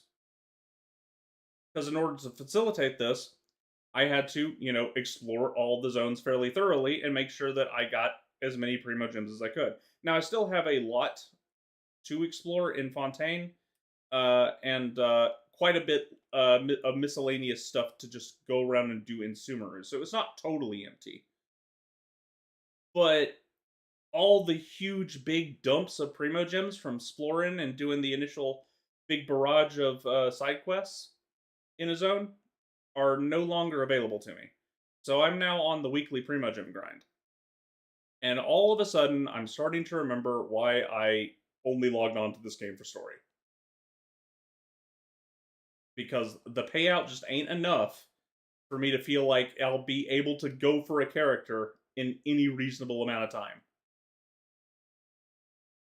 And if I go ham with what I've got left to explore in the game, I will have enough for like 2 more 50/50s. If I clean absolutely everything out, all the side quests I have left over, and all the chests that I haven't opened yet. So this has The thing is that they want you to be in that position. That's where they want you, right? Like they don't want you to be able to roll based on their largesse forever. They need you in that position. They want you to have invested time and energy in the game so that once you're positioned properly, they can turn the tap off. And yep, they because they are particularly stingy about it. It really, because they're so stingy about it, is why I haven't even considered buying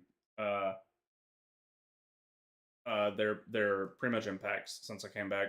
Past me from several years ago. Different story. Apparently did, and I forgot.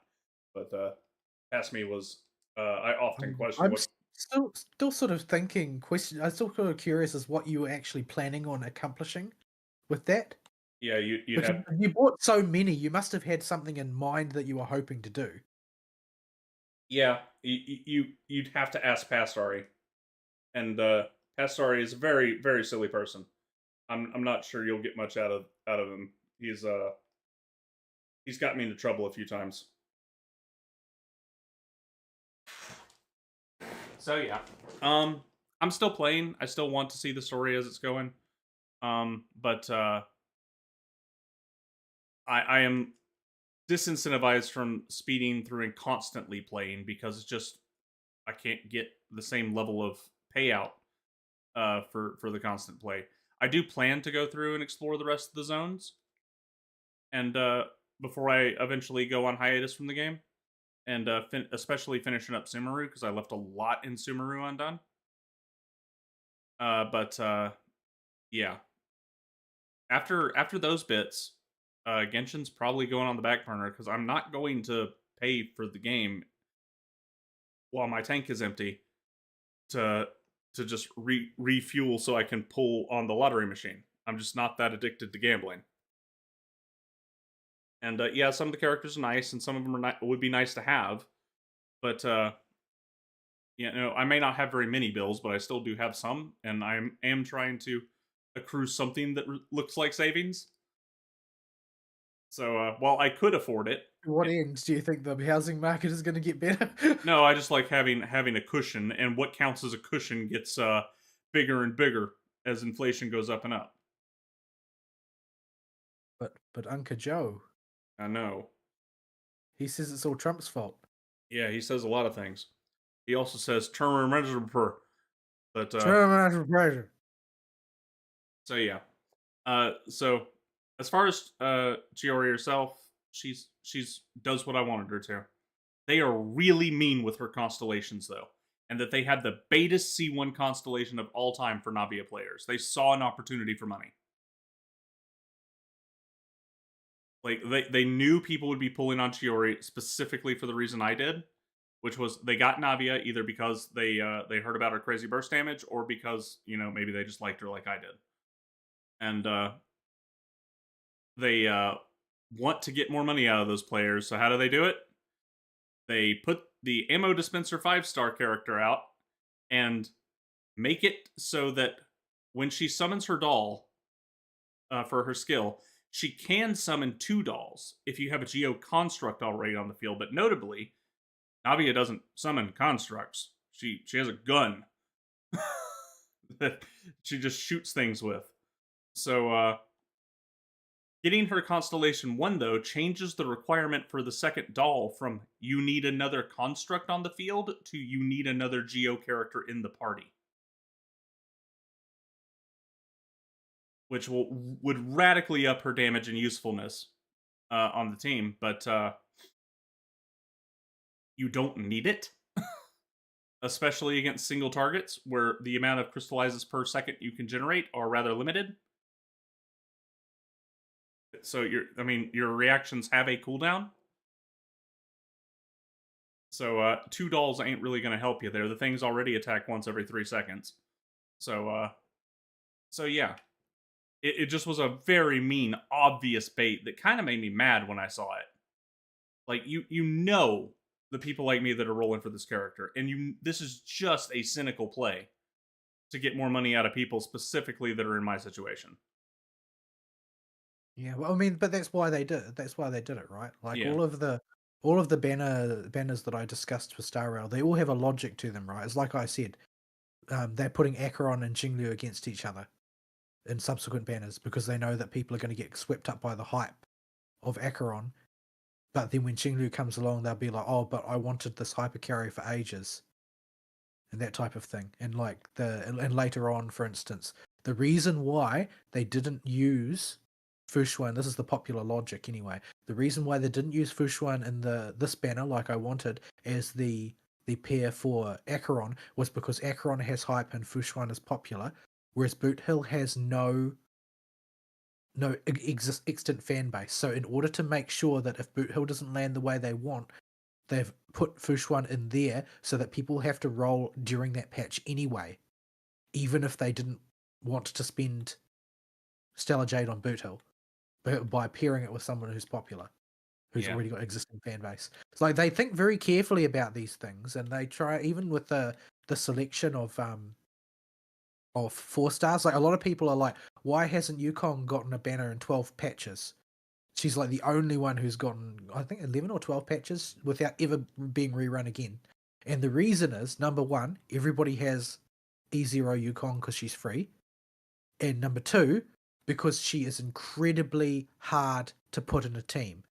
People will not roll on a banner because of her. She adds no weight to the banner because only the people who are very, very good at the game can do the level of speed tuning required to turn her into a really powerful hyper carry support, and she is when used exactly right. But you need to have the tism in order to do it. And the people who have the tism over Star Rail are already using 5 stars instead of Yukong. So that there's no motivation to put her on a banner. And so they don't. Yeah. So like it's just everything is carefully war gamed out in marketing terms. I still think there are some questions about it. Like I don't think that it's necessarily I don't think it's necessarily a good idea to run Qingyu this short amount of time after everybody's burned all of their Stellar Jade, moving to the Imbibitor Lune meta, which is different, and the Jingyuan or the general whatchamacallit, Jingyuan, can't remember his name. The meta for the Lightning Lord. Like there's not really there's some arguments to be made on either side, but there's a very obvious sort of like this is the marketing thought going behind this design and why we deployed this character here at this time. Because they are there to make money. Like the game that they have produced is not necessarily a very cheap one to make. Genshin is quite a sprawling game. If it Yeah. was released as a standard AAA, it would have cost a lot of money to make. So they need to make sure that they can hook those whales so that they can keep justifying to their shareholders why they're offering this thing for free. I Yeah. think that in time that's going to be more normalized. I think that the vector for the industry, as I discussed last week, is to service rather than AAA.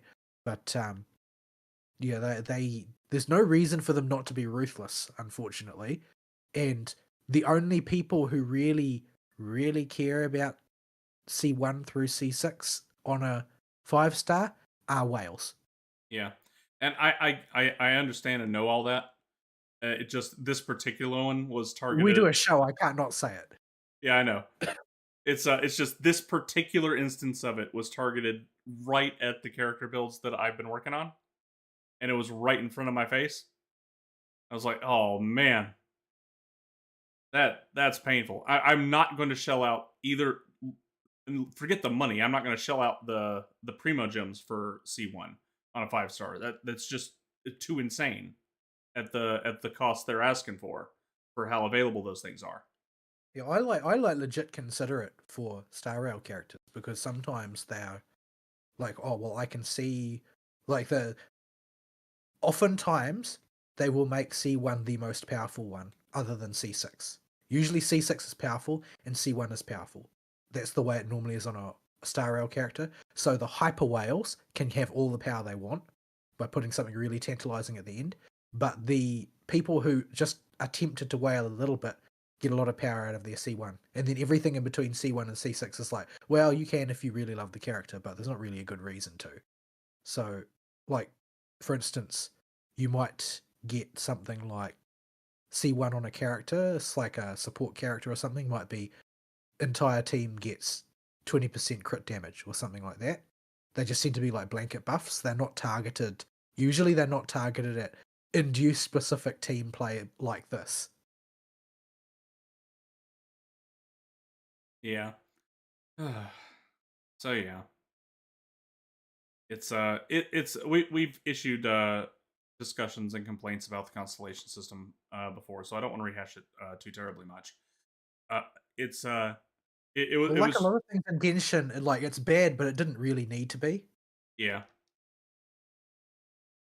So so yeah, it is it for Chiori at least that do be the way it was. It's very blatant in her case, which made things stand out a bit too. Just how blatant it was that they're aware of the issue of geoconstructs still existing, and the fact that Navia doesn't use them, and they're gonna just go, oh well, you can move towards the new style of play with this character even harder if you just shell out some cash and get C1. You know, just a little bit of cash, a little bit of cash. But you 100 don't. US dollars. Yeah. The online sweat lords will tell you you absolutely need it for yada yada yada. They'll give you 850 reasons. They're all idiots. She generates ammo just fine at the rate at Uh, C0. the interesting thing is, there's a break between the internet sweat lords and like the YouTube content creators. Most content creators will emphasize that it is usually a bad idea to spend on constellations unless you're already hell bent on spending money. Because if they tried to say constellations were necessary, it would alienate large sectors of their audience because most people just can't afford that. Yeah. So if you go to content creator opinions instead of like Reddit poster opinions, you will often get the counter argument for spending on constellations. Or like what a lot of them will do is that they will do videos on what is the actual team value of these constellations and like weigh their C, like in the case of Star Rail, weigh E1 versus character's signature light cone. Like light cone has the advantage that you can move it between characters. Does this light cone have applications for other characters moving forward, even if you decide you don't really want to use it on this character or the meta moves away from that character? Does E1, which is bolted to the character, splash its effect enough to justify passing up another 5 star? Like they tend to analyze it very much more carefully than your Reddit bros do Yeah. because they know that if they send a message that no, you need, if they keep sending the message, no, you need Eidolon, no, you need Signature Light Cone in order to use this character, people will tune out if they know that that's just out of their reach. Yeah. So yeah, I don't have a consistent place I get my I see my commentary from on these games.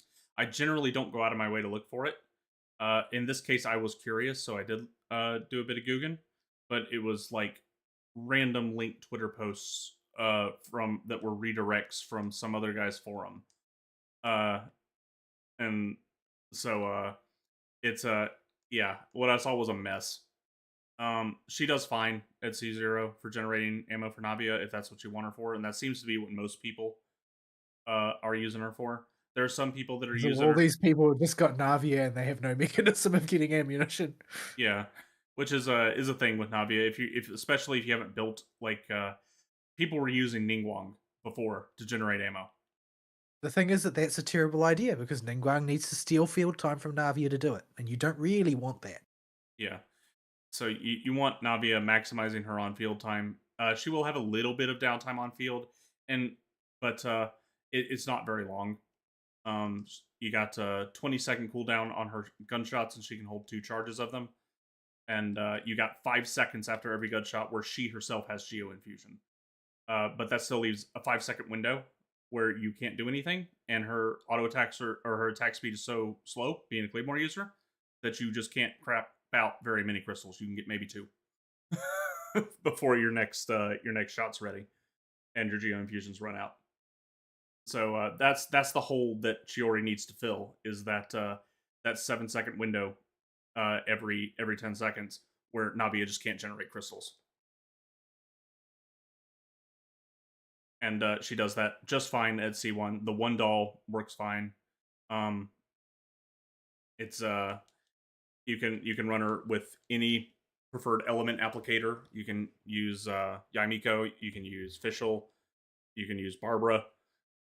You can use both Fischl and Yaimiko if you really want to go for the off-field damage while you're naviing, or you can swap one of the lightning girls out for Barbara if you need some healing and a bit more sustain going on. I'm And pretty sure everybody would just say use Bennett yeah, because that seems to be everybody's reaction to everything. yeah, you can do that if you're okay with icky boys that have dangly bits. So, but I prefer to I'm avoid impressed those. with how gross you made that sound.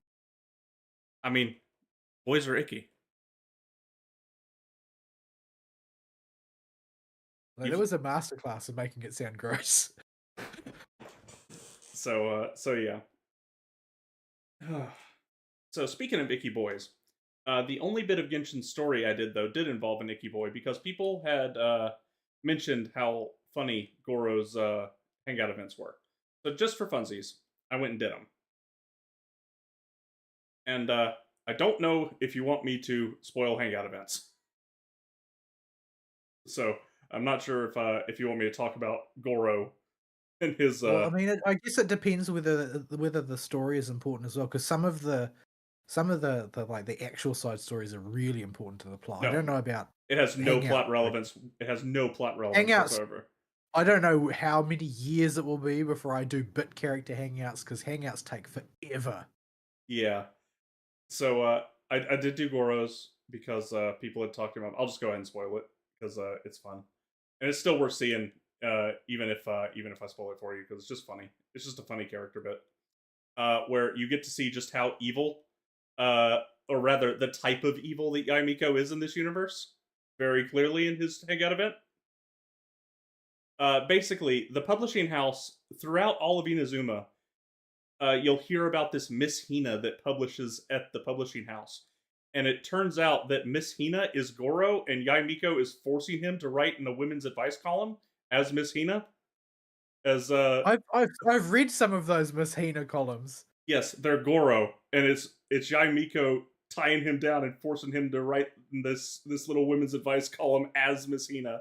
And it gets to a point where in the hangout event, she commissions a cutout for him that looks like just a female Goro with huge knockers at the publishing house.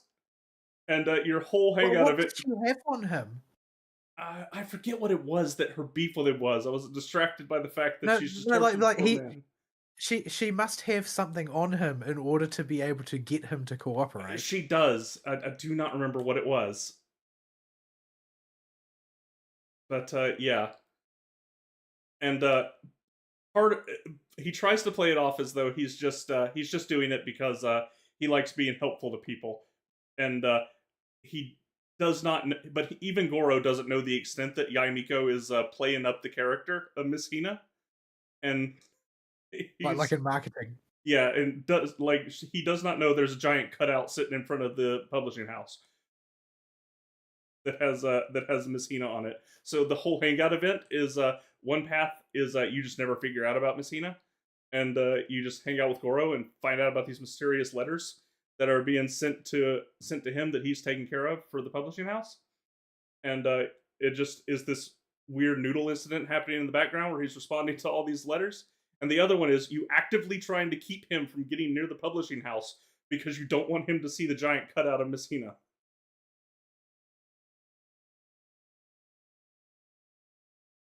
So yes, it was quite funny.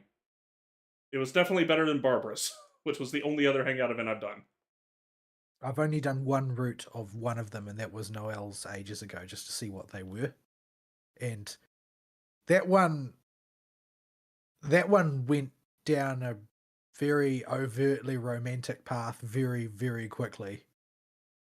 Like I was kind of a bit bushwhacked by it because it was sort of like it wasn't quite as it wasn't it was very, very close to being to the same extent as Ayaka's plot bit in the Inazuma story in terms of how obviously romantic it was.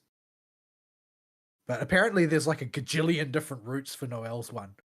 Yeah, a bunch of those early ones have 50 bagillion routes, so you Yeah, can I think Noel has like 12 endings or something like that. yeah. Goro has like 5, so I didn't do all of them, but I did all the really long ones that went to the end, just because people had mentioned that his story was really funny, and it was. But that's all the Genshin story I've done this week. Um, the rest, and I think that's all I got for the Hoyoverse talk this week. Um, yeah, I just logged in and did my dailies and dumped my resin where I could on Chiori's boss that she needs. It's a real big pain in the butt boss too, because it does a lot of damage and is going to kill my Navia at least once per round if I go for optimal speed. Like just letting her die is the fastest way to get through that boss because it just does so much damage at optimal range for her shots. But I was trying to maximize time efficiency, so she was more than happy to take the hits and then get back up again after I shoved some food in her mouth. But yeah, bit of a pain in the butt boss.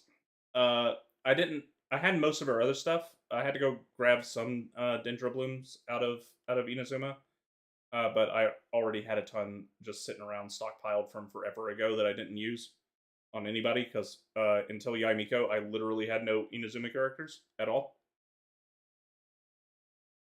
So and I still haven't leveled mine. I think my Yai Miko is sitting at like level 40 or something because I don't have the boss materials. I haven't even opened that boss up. I started that quest, but I haven't made any real progress on it. So yeah, she's just sitting there because ultimately I know that what's going to really cockblock me is lightning rocks. yeah, so I topped off my Dust of Azoth, uh, like inventory cap, with the Dory disaster, as I'm dubbing it, and with all the masterless star glitter or whatever it was that you get, the baby tier star glitter. So because Chiori's boss does not drop geoshards.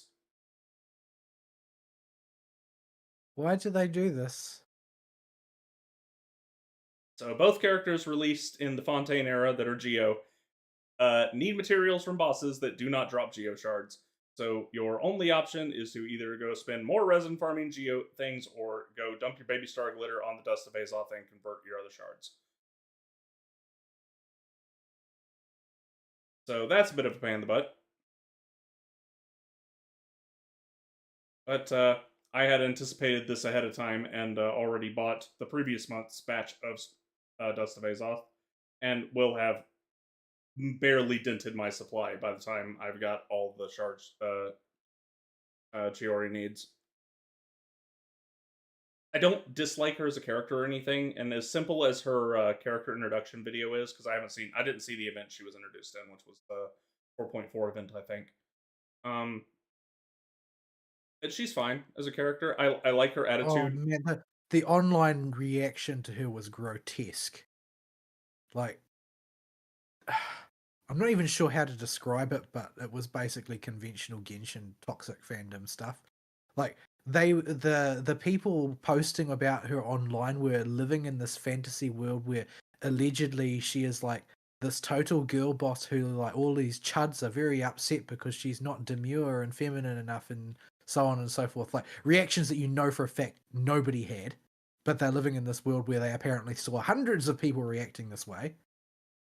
Like it was just so those most like sort of it's like I felt like I had just been somebody had just like spit on me when I Yeah, saw these reactions because it's like nobody nobody has any problem with her character. Nobody is upset that she is a blunt character or y- anything like that.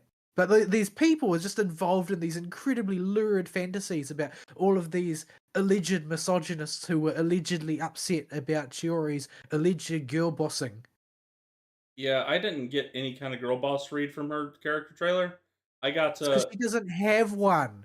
yeah, I She's got just she's just your standard sort of like auteur character who only really cares about doing her work the way she wants to. yeah, and she just tries to shank a man and scares him enough for him to jump out the window, which I thought was funny. But Well, I mean, none of trying to that shank ring. a man, it's like that's like, Tuesday in Teyvat. Like there's nothing special about that. Like, have you been on the streets of Inazuma? Inazuma doesn't have streets. Inazuma has slums. Have you been in the mud-soaked, lightning-caked hills of Inazuma? Like, but yeah, that's she just came off as this slightly unhinged on auteur uh professionalist. Like, okay, that's a cute character archetype. If you're gonna roll with it, you made your character trailer about her uh going to shank somebody. Okay, I can get behind that. And Tavot, somebody probably deserves it. So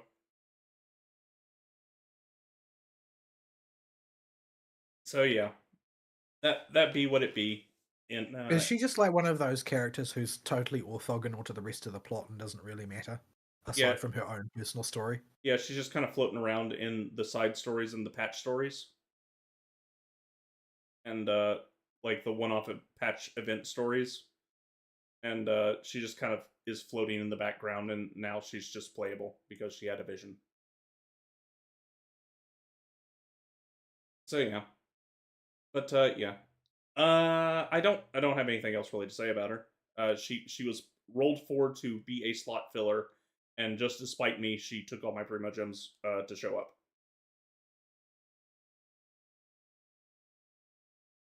So that is all I'll spend on Genshin, I think.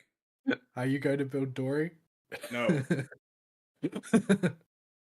no, Dory's character is incredibly boring and just uh, I can't say what she reminds me of. A certain somebody from a certain wire that happens every day is a relative of the word I want to say.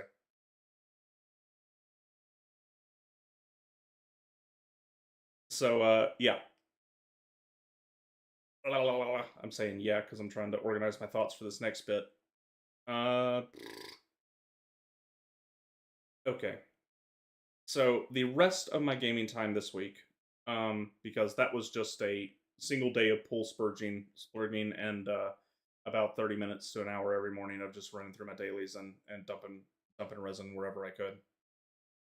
Um, was a couple days of one day. Well, it was 3 days I think total. One day was wrapping up the post game of Relink, and the other two were today for a couple hours, and on not Friday, Thursday of spending several Farming S&M hours. dragons. What about dragons? Farming S&M dragons. Yeah, farming S and M dragons. So, finally broke into Proud Rank in Relink. I was worried that I kind of overfarmed my characters, especially during the show where I just been farming upgrade materials nonstop and could just go ham on it straight, and was able to get 3 characters at Proud difficulty rank, and some others pretty close. A couple who I've since gotten up to Proud difficulty rank. No.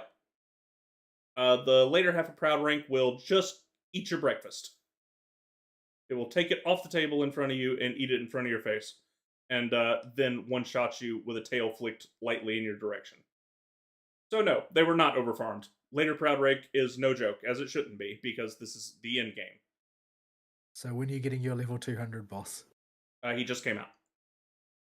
He just came out. Have you Okay. attempted him? Nope. He is sitting there. Defeat Lucilius. He is level 200. One of his special conditions is perform at least 20 link attacks and overcome the 12 labors, whatever that means. That he's the only one to have a unique subquest in his text, and he's just a boss fight. There's no level here, and his fast clear time for the big extra point reward at the end is 10 minutes. So he's at minimum a 10-minute fight for a fast clear. So he's going to be a doozy. He recommends 1800 power, but if that is any indicator, that means I'm going to need my Terminus weapon on every single character I take into that fight, which means I need to get my Terminus weapon and get Abo his Terminus weapon before we go in there, and we need to rank them up to their max point. So, in order to do this, well, first let's go over the bosses in Proud Rank, since I've got the thing here. Proud Rank starts off with I forget what his name was in Japanese. It's like Dark Bahamut or Evil Bahamut or something, but in this one he's called Bahamut Versa. He's basically a super juiced, not BDSM Bahamut that is just the full destruction aspect instead of the destruction and rebirth aspect. And you lead off with him, and he is a long fight. His clear time speed goal is 15 minutes. Although you can still outgear him to speed that up. He's not at the upper end of the gear peak, so he is going to be the beef wall that stops you from getting into Proud Rank. And he introduces a lot of mechanics to you that are not present in other fights, namely what I call Final Fantasy XIV stop and do the mechanic sections of boss fights, which will become very, very common for the unique bosses for this difficulty, where there are circles that are filling up and they will explode in some variance of fire. If you're standing in them when the snapshot happens, you get hit. And there are no ifs, ands, or buts about it, unless you dodge at the last second and get the iframe dodge that gives you the invuln.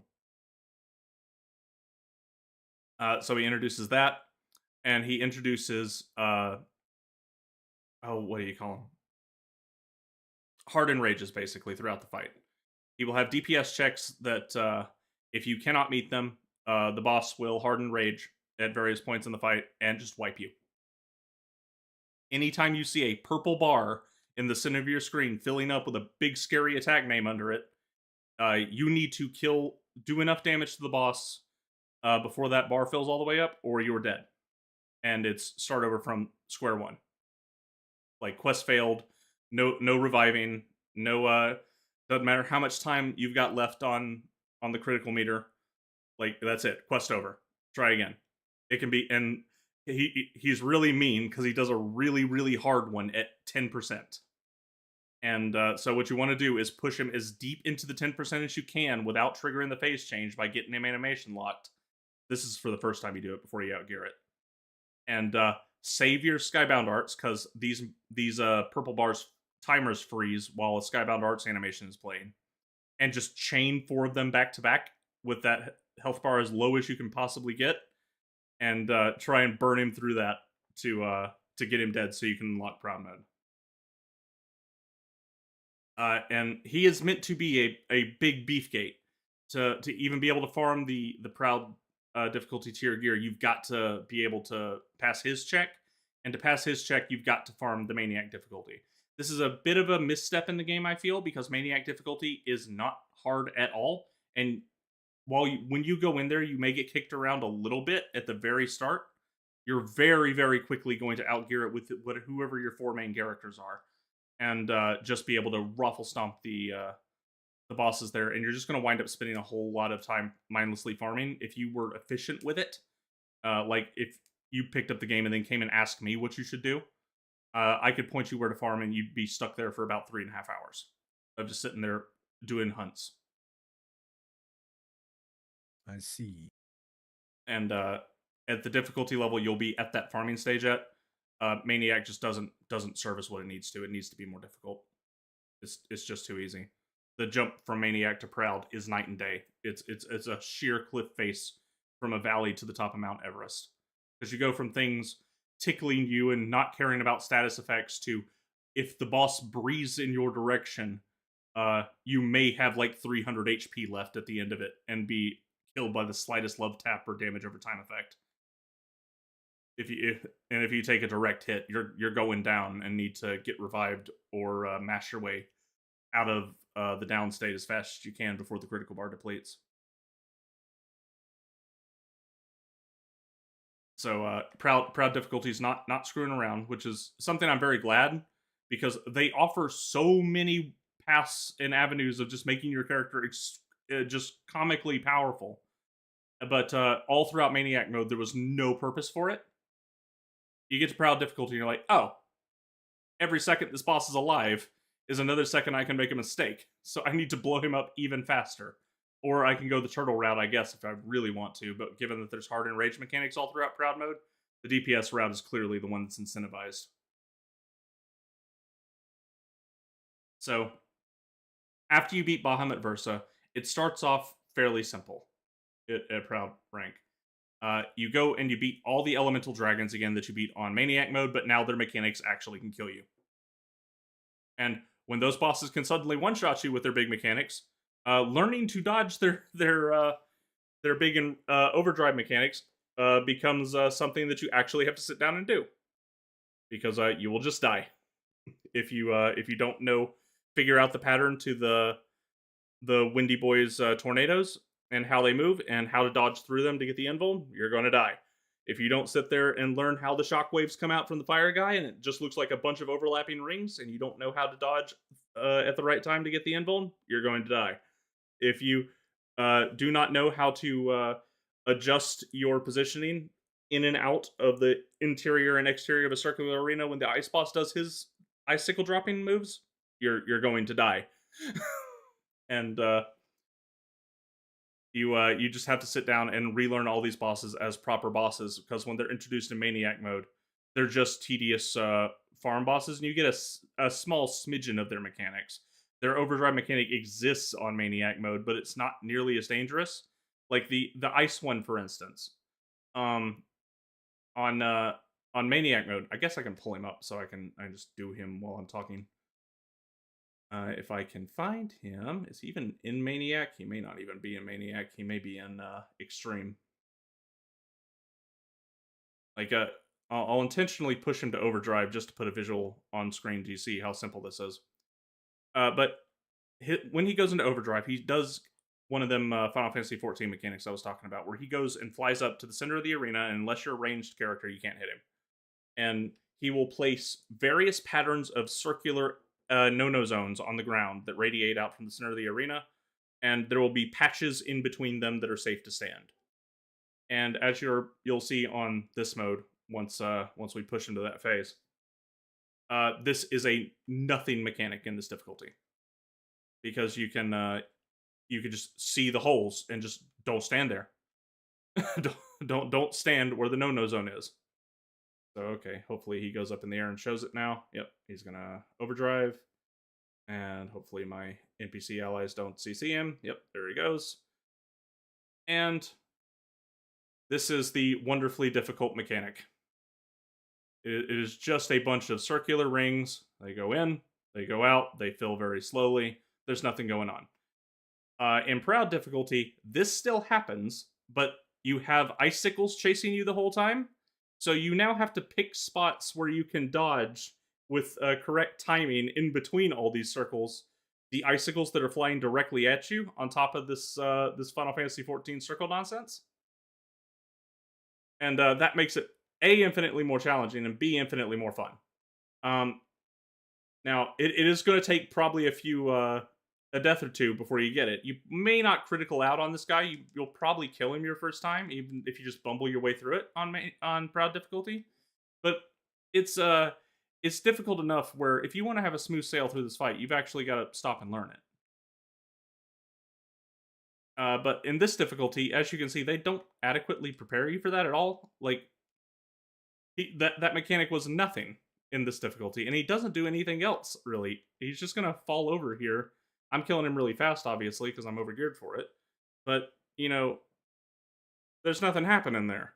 He doesn't have time to do anything, and he gets put in hit stun super fast, even when you're at gear appropriate.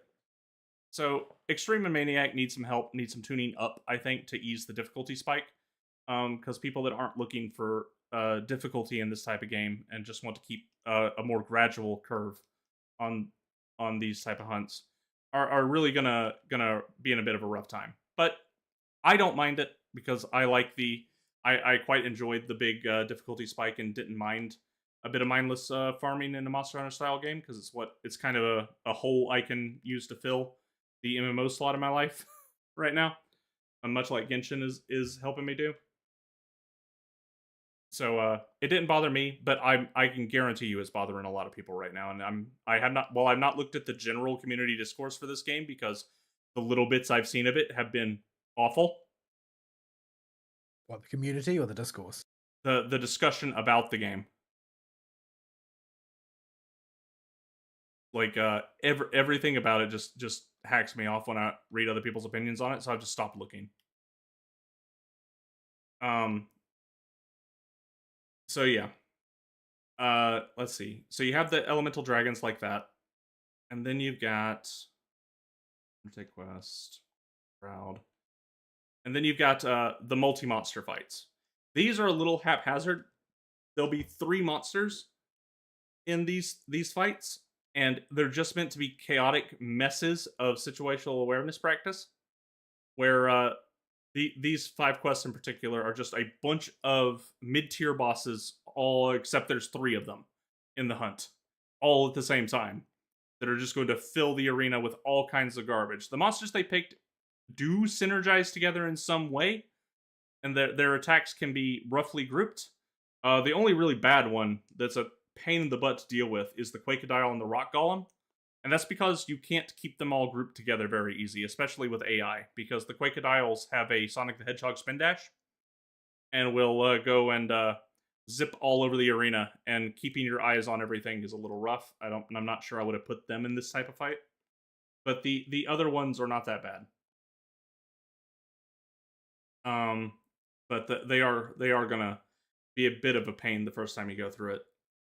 And then you fight, instead of one dragon, you fight 2 dragons at the same time. So you have the ice and the wind dragon, and the earth and the fire dragon. The ice and the wind dragon is much harder. Similar, just combine the 2 things I mentioned before above. Way harder mechanics, very lethal mechanics, but now there's 2 dragons, and the screen is just going to be filled with stuff, and you've just got to practice it. I would expect for people that are not practiced in action games, you will probably get stuck on these for a while, and that's okay. Just keep going. The next one is going to kick your butt, even if you are good at action games, unless you just overgear the heck out of it, which is really tough because we're approaching the end of the gear curve, and that's 2 bosses called Galanza and Magali. This is a very slow, heavy hitting. This is an Ornstein and Smo fight, basically, except instead of a spear, Smo has rotating swords that float around her and can throw them all over the arena with homing properties on them. So you've got your big, heavy hitting guy that's going to leap across the arena for big, explosive AoEs that are going to go all over the place and do guaranteed one-shot damage on anybody with less than 45,000 HP.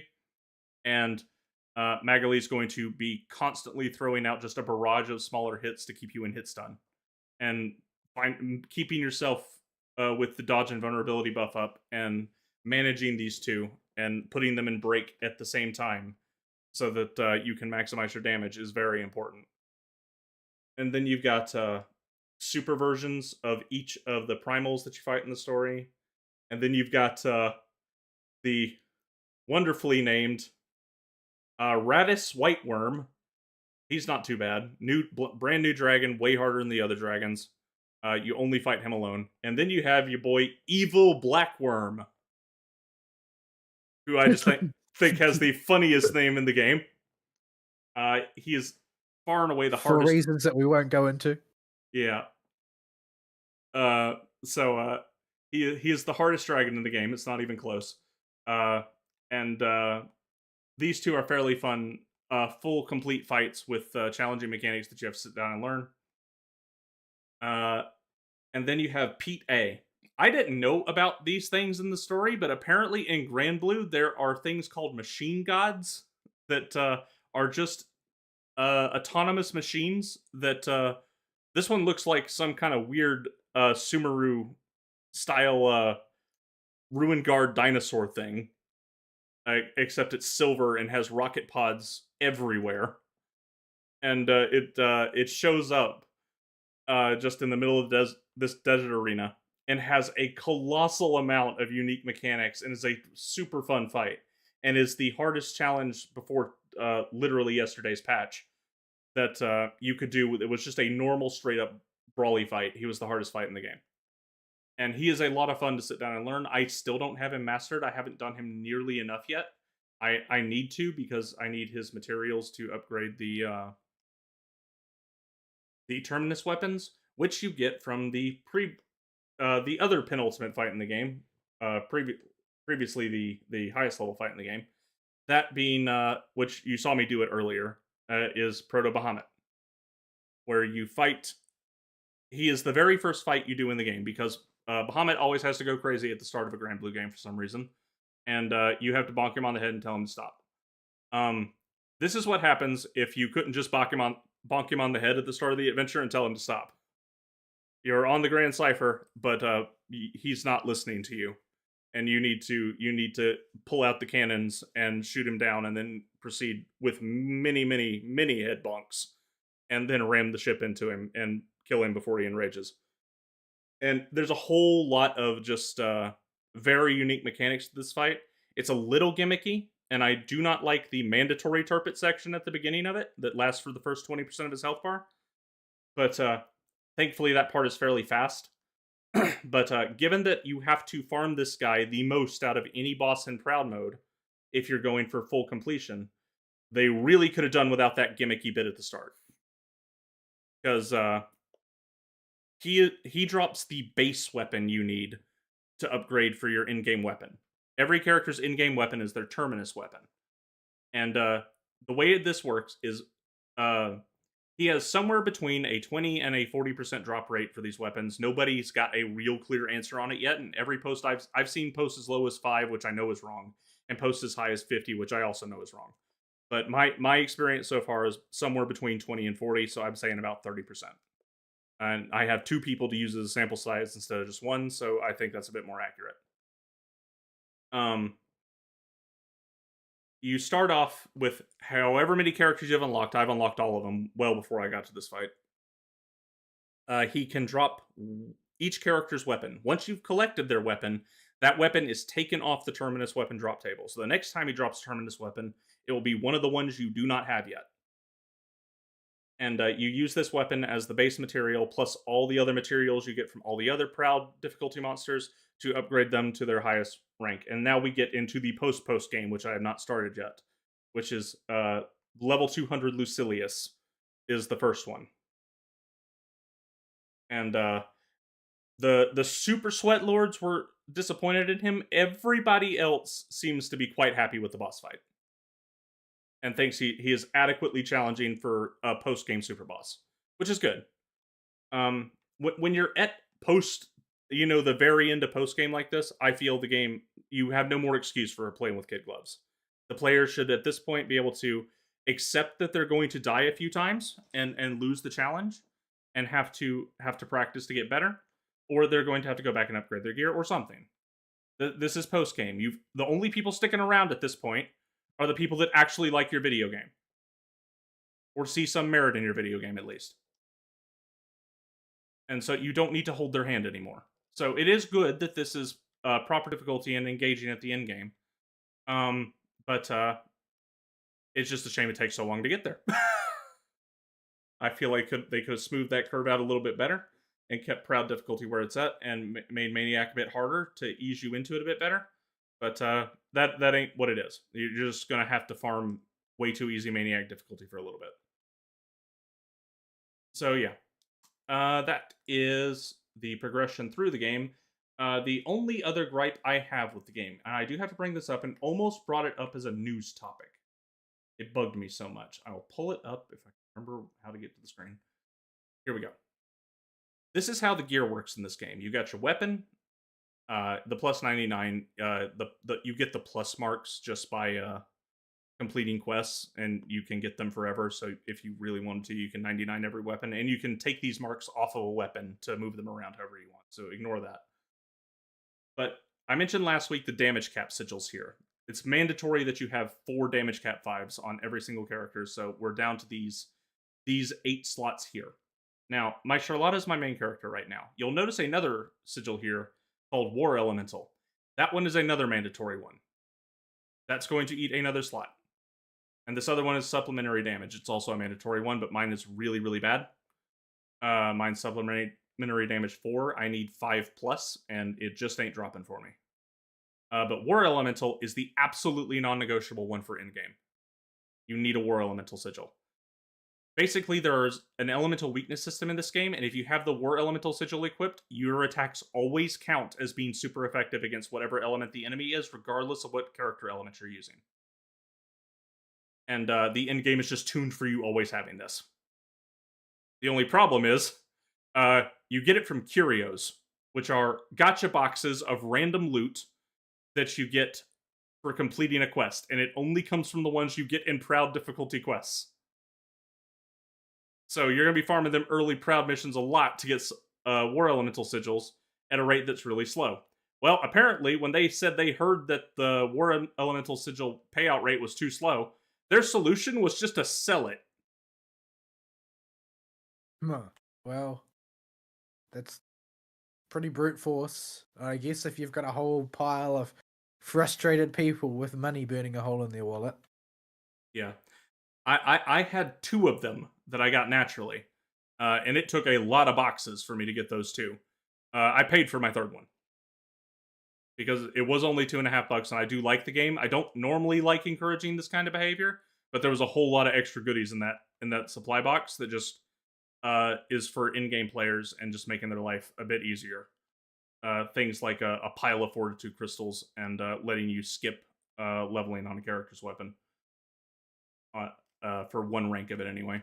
So I wanted to finish off Percival because as you may have noticed in Monster Hunter games, whenever we play, I am usually playing the fast, tiny weapons.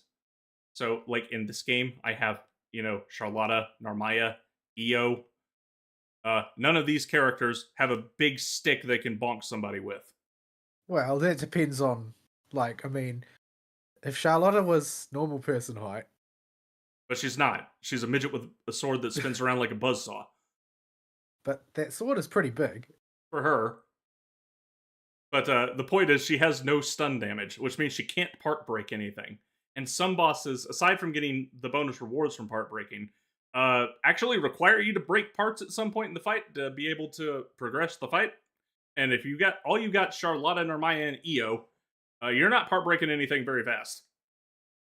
So I have tooled around with all the characters to unlock their weapons and get them upgradable. Their basic Ascension weapons, not their in-game ones. And to do that, I had to perform 30 Skybound Arts on each one, which means you've got to just do basically a whole bunch of missions with them to use their super as much as you can. And this helps you get a good feel for the character if you want to play it. And Percival was the most fun of the ones that were bigger, heavier, and slower. Now, he still only has his sword in one hand, but for some godforsaken reason, all of his attacks cause explosions, and all of these explosions have a colossal amount of stun and part break on them. So I needed to get him to level up a bit so that we could I could have somebody to just clobber parts. So that's why I have the random icky boy on the team. Uh, I think he previously his slot was rotating before. I think I was using Zeta before, but Zeta is once again she's like the insect glaive in this game, not a part that's going to do the big heavy whacks. No, she's gonna play pogo stick in the air and loop her basic attack combo on the boss's head over and over. That Whenever I watch somebody playing Insect Glaive, I never know if they really know what they're doing or not because it usually just looks like they're spinning their stick around wildly. yeah, yeah. You can tell a good Zeta player from a bad one because if a Zeta player is ever on the ground, they screwed up their combo. Well, every Insect Glaive player sees that too. Yeah. Well, there's a literal audio cue ding when you hit the enemy with the dive kick from Zeta in the air, and brief flash on the screen. And if you tap the button again, you can loop the combo again, and you can loop the air combo infinitely as long as you got the timing right. And so, unless the boss moves, if Zeta's ever on the ground, she screwed her timing up. So it's real easy to tell a good Zeta from a bad one. Because the good Zetas, you won't ever see them because they'll be up on top of the boss's head.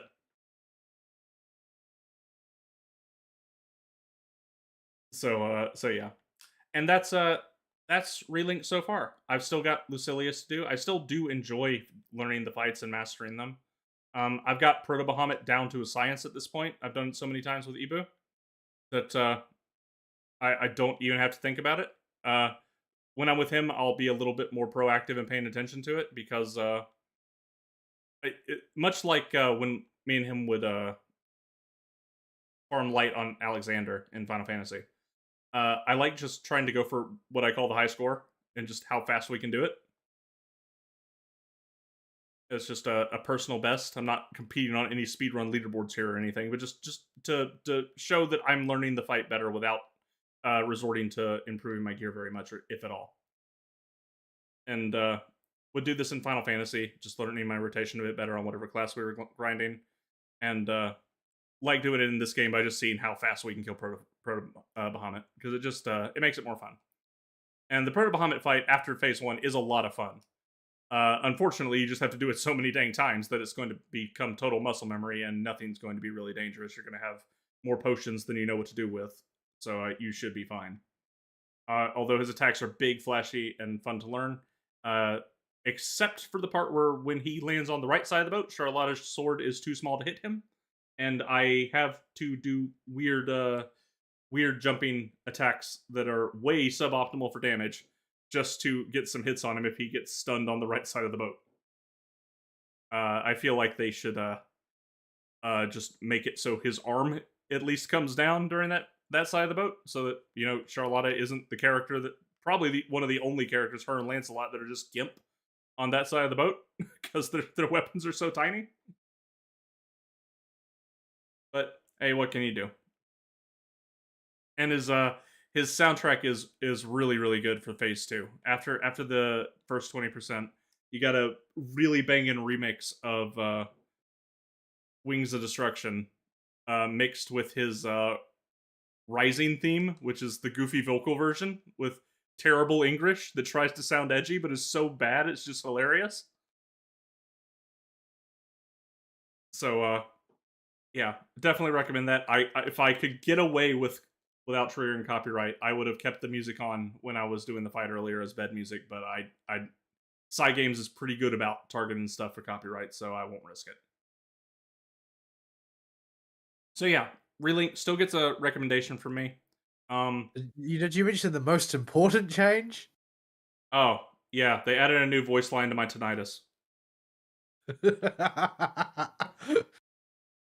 So when you come over here to trade sigils now, the parrot, in addition to saying "what wonderful," "what unbelievable," he now can say "nice," "what," if you get a really low rarity sigil.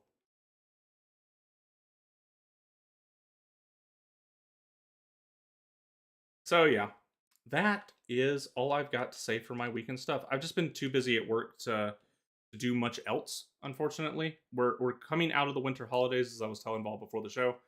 The season's warming up again, means construction's starting back up.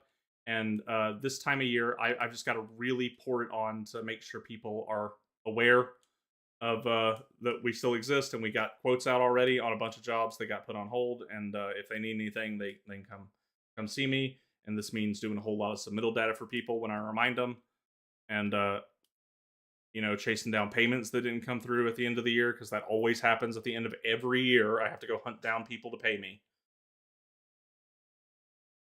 I don't know why it happens at the end of every year, but it do. And yeah, Mm. it's just Maybe a they think you'll forget over the holidays. yeah. They claim they forget over the holidays, but I don't believe them. So yeah, I've been very busy at work.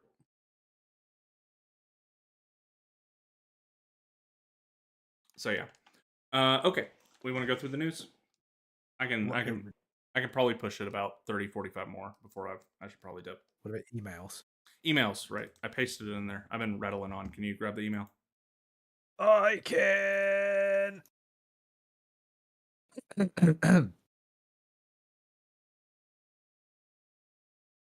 Dear No Excuses. Oh, actually, there's a line before Dear No Excuses where he says, "Come to think of it, Black Swan is probably a code name. Also, probably a code name.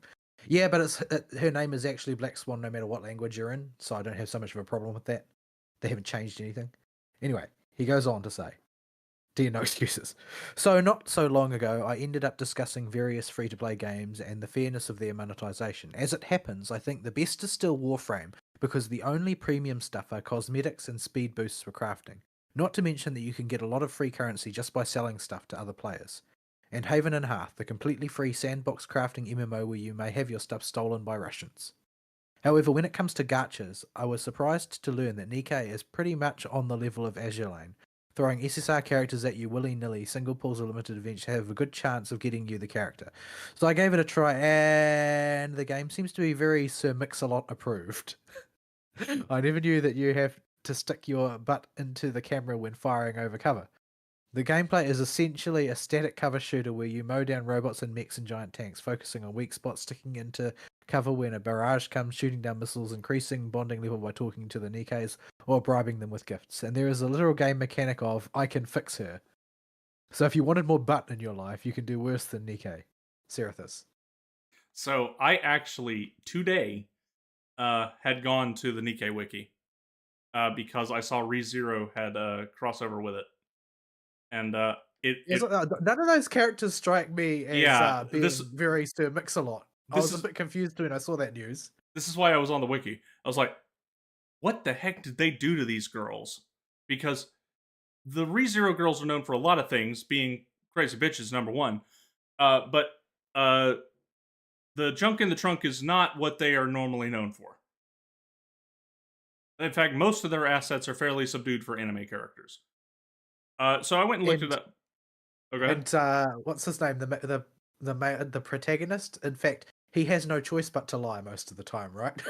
Yeah, So, definitely not very Sir Mix-a-Lot. indeed. So hang on, I can drop these in live show chat. So what they appear to have done is just because they also have to use guns in this universe, they just made up these super big ridiculous guns. For at least Rim, and for Amelia, if I can pull the article back up because I actually sent that to Ibu earlier when I saw the article. Here we go. Oh, that must not have been it. I must have found it on Niche Gamer.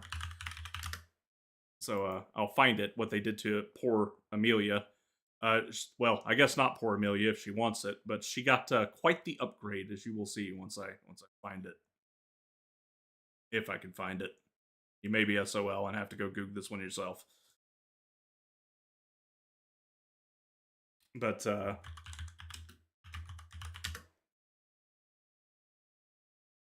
let's see. They do seem to like them some crossovers. They do. Okay, here we go. You may notice Amelia has gotten a couple upgrades. Yeah. And also, that's a stick, not a gun. Does she like use magic in the game or something? I had no idea. I just Would- wondered what the heck they did with her character design. I didn't actually look at the gameplay. Yeah, nevertheless, she is looking a certain amount curvier than she once did, I have to say. Significant asset increase. Stonks. Indeed. So yeah, Nikkei is, even if it is a very good game, people were coming to tell me, oh yeah, it's got all this other good stuff into it because you know, I'm not 13 anymore, and while I will appreciate the round curves as much as any other person, they just ain't enough to sell anything to me anymore. Yeah, I You need a little bit more mean, than that, and apparently even it's got a depressing as hell storyline. yeah, I've heard that too. But and if you lean as heavy as Nikkei does on the cheesecake, uh, you now have a situation where even if I want to play it because everybody says X, Y, and Z is good about it, it's too dangerous. As in, somebody might walk in the room while I'm playing this, and I have to have a very awkward conversation. This game in particular would be very difficult to explain. Like, if it's already difficult to explain 2B if somebody walks in the room while you're playing Auto Tomato and use the self destruct feature for funsies. Like if you like if somebody walks in on you and you're playing Nikkei, like you might as well just launch into a round of Sir Mix-a-Lot because you're not going to be able to talk your way out of it. You might as well embrace it. Yeah, no matter how true it is, there is no convincing that person that you're playing this for a whole bunch of reasons on top of the booty. Might as well just lean into the booty because you would not play it at all unless you were at least okay with it. After all, you cannot lie. So yes, so I have not looked very deep into Nick. I have not looked. There's no way to say this. There's not really very many good ways to talk about Nikkei generally. There are a lot of hazards. So yeah, I have not investigated the gameplay details of the video game very thoroughly.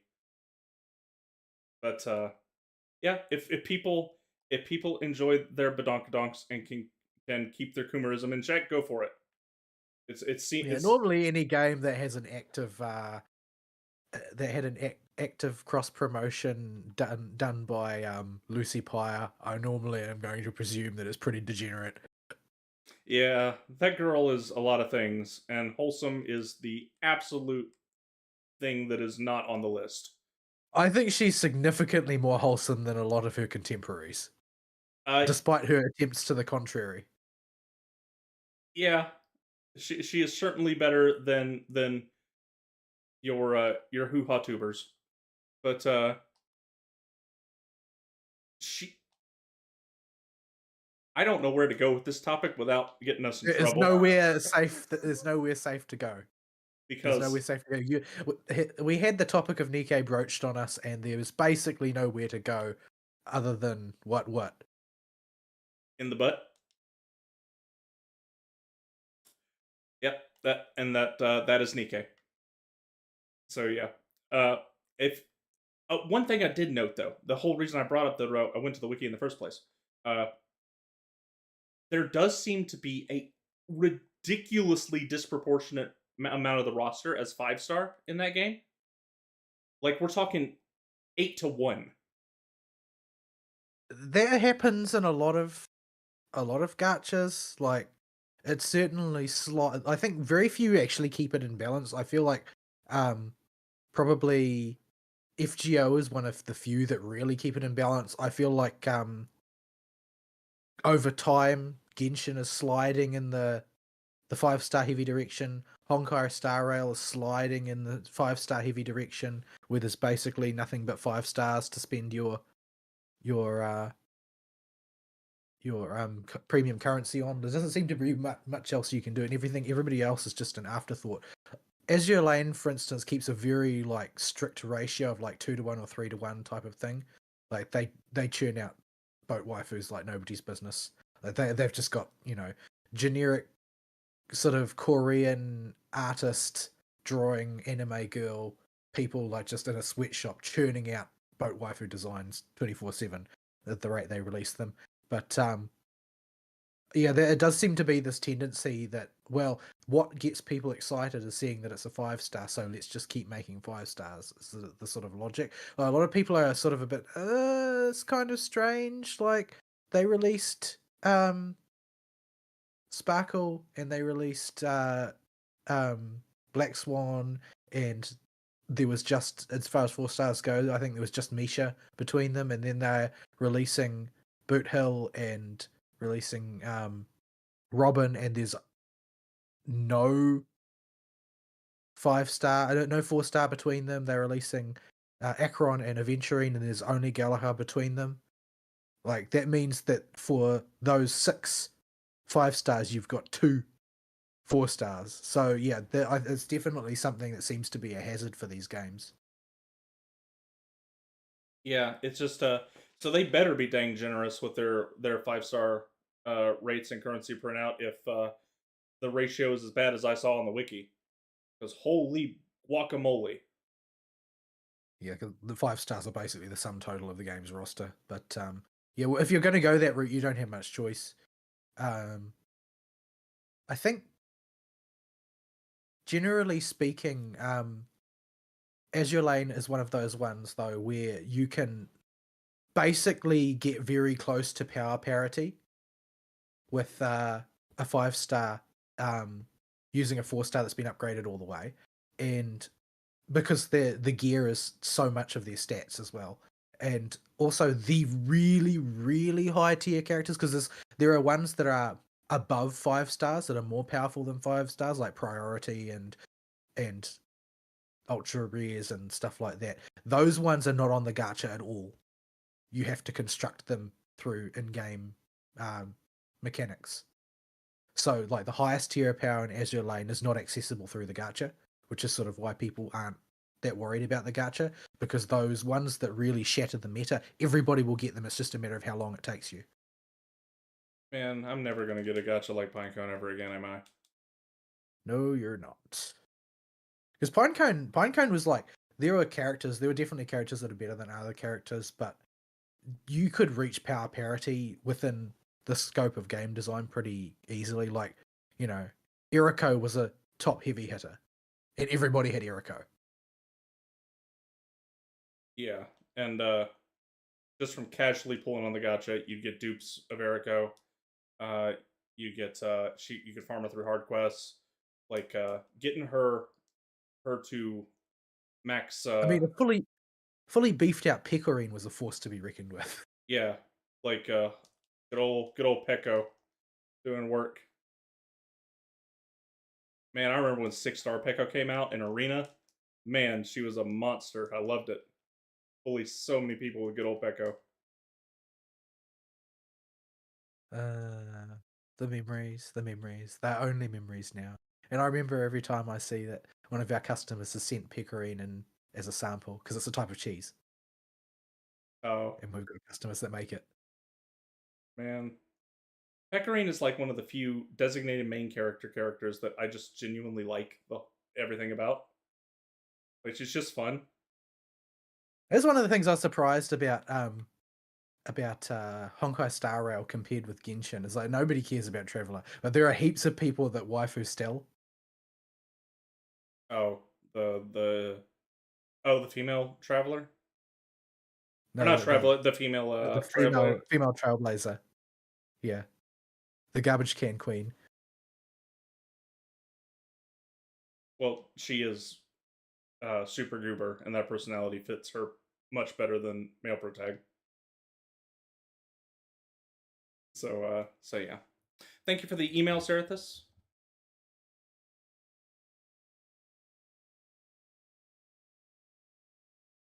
And on to the news, such as it is in the tiny amount of time we have left.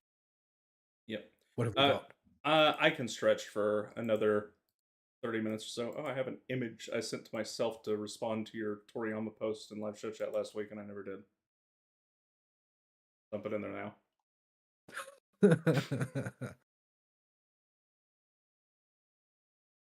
That's I can stretch for about 30, 45 more if we really want to jump into it, but I should probably wrap it after that. Right. So good news. You said you found some stuff. No, I never said that. I was hoping you had. No, because I've found basically nothing. What? I But spent I so long talking about the Star Rail live stream because that was my news basically. okay. I mean, I went through all of the big sites on looking for news, but most of them don't really have much to talk about this week. Um, there's lots of tiny ultra micro topics that boil down to just being announcements. The only one that I saw a lot of people getting upset about was Battlefront, but I never played Battlefront, so it doesn't have any mileage with me. But apparently they re-released a bunch of those games, Star Wars games, the EA ones, and Battlefront being one of them, and they managed to set it up such that at launch there were 3 servers allowing 200 people to play on launch, grand total, and when they realized that wasn't enough, they opened some more servers, but those servers were so slow and unstable that you couldn't play on them either. But yeah, As you that's do. just basically the usual, really, as far as they're concerned. Like they're not. It's not strange. That's what I expect. That's what I expect from that mob of degenerates. Like it's not. It's not really. Like you don't get good remasters are lazy to begin with, and you're going to see that the law of most of everything is crap is going to play out there as well. And it will play out again. Like just because the original was good doesn't mean the remaster is good. People should have figured that out when Reign of Chaos got remastered. So yeah, um, this is just another disaster to add to the pile of things that have been done poorly.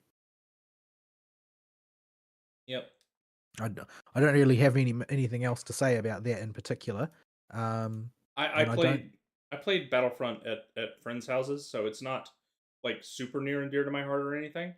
But I do remember enjoying what I played of it, and I do remember the big several for what then felt like hundreds of people every match together running around and uh was a big part of it. And if you just can't hold that many people, you're kind of in trouble. Yeah. Fern told me that there was a big Monster Hunter thing, but that it wasn't even worth watching, so I didn't. Yeah. Um, they did say that they were gonna remaster the original Monster Hunter stories, but from what I gather, the sequel was just an improvement, so I don't really see any reason to go back and play the original. Um, Oh, there was one thing I saw that is in our wheelhouse. It was in the middle of the week, so I'm pulling this from memory.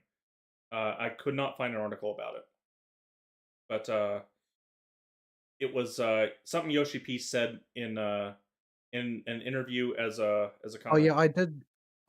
I actually watched a couple of interviews with him, but if we want to go down that road, he talked at length in a particular magazine interview about a variety of things. Now, there's two things that I want to grab onto here. Two different interviews. Interview one, he mentioned something about relic weapons, basically that they were going to do them differently next time. They weren't going to do the same thing again. End of story, basically. The second one, he mentioned that he felt like the game had become too bland and did not contain enough of what he decided to describe as stress. Basically, that the whole thing was too low key and too systematized, and what we would have said a decade ago would be too casual. So he wanted to sort of amplify the amount of sort of player tension required to perform, and he did not clarify specifically on what strategy he wanted to use to approach that problem. But it seems like a problem that he made largely with the 2 minute meta, where Yeah. everything is a fixed and ordinal rotation that you can't really deviate from. Yeah, and everything plays out in an entirely predictable fashion. yeah.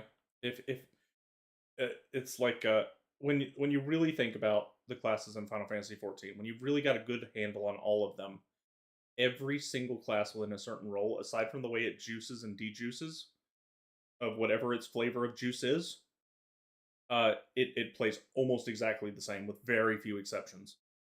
Yeah, they are very very homogenized, but we've seen this play out before.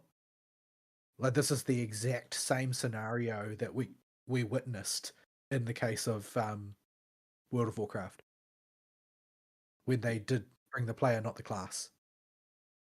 There's essentially no major difference between them. And World of Warcraft went through the same thing. They did buff homogenization. They removed all of the toolkit spells from all of the characters.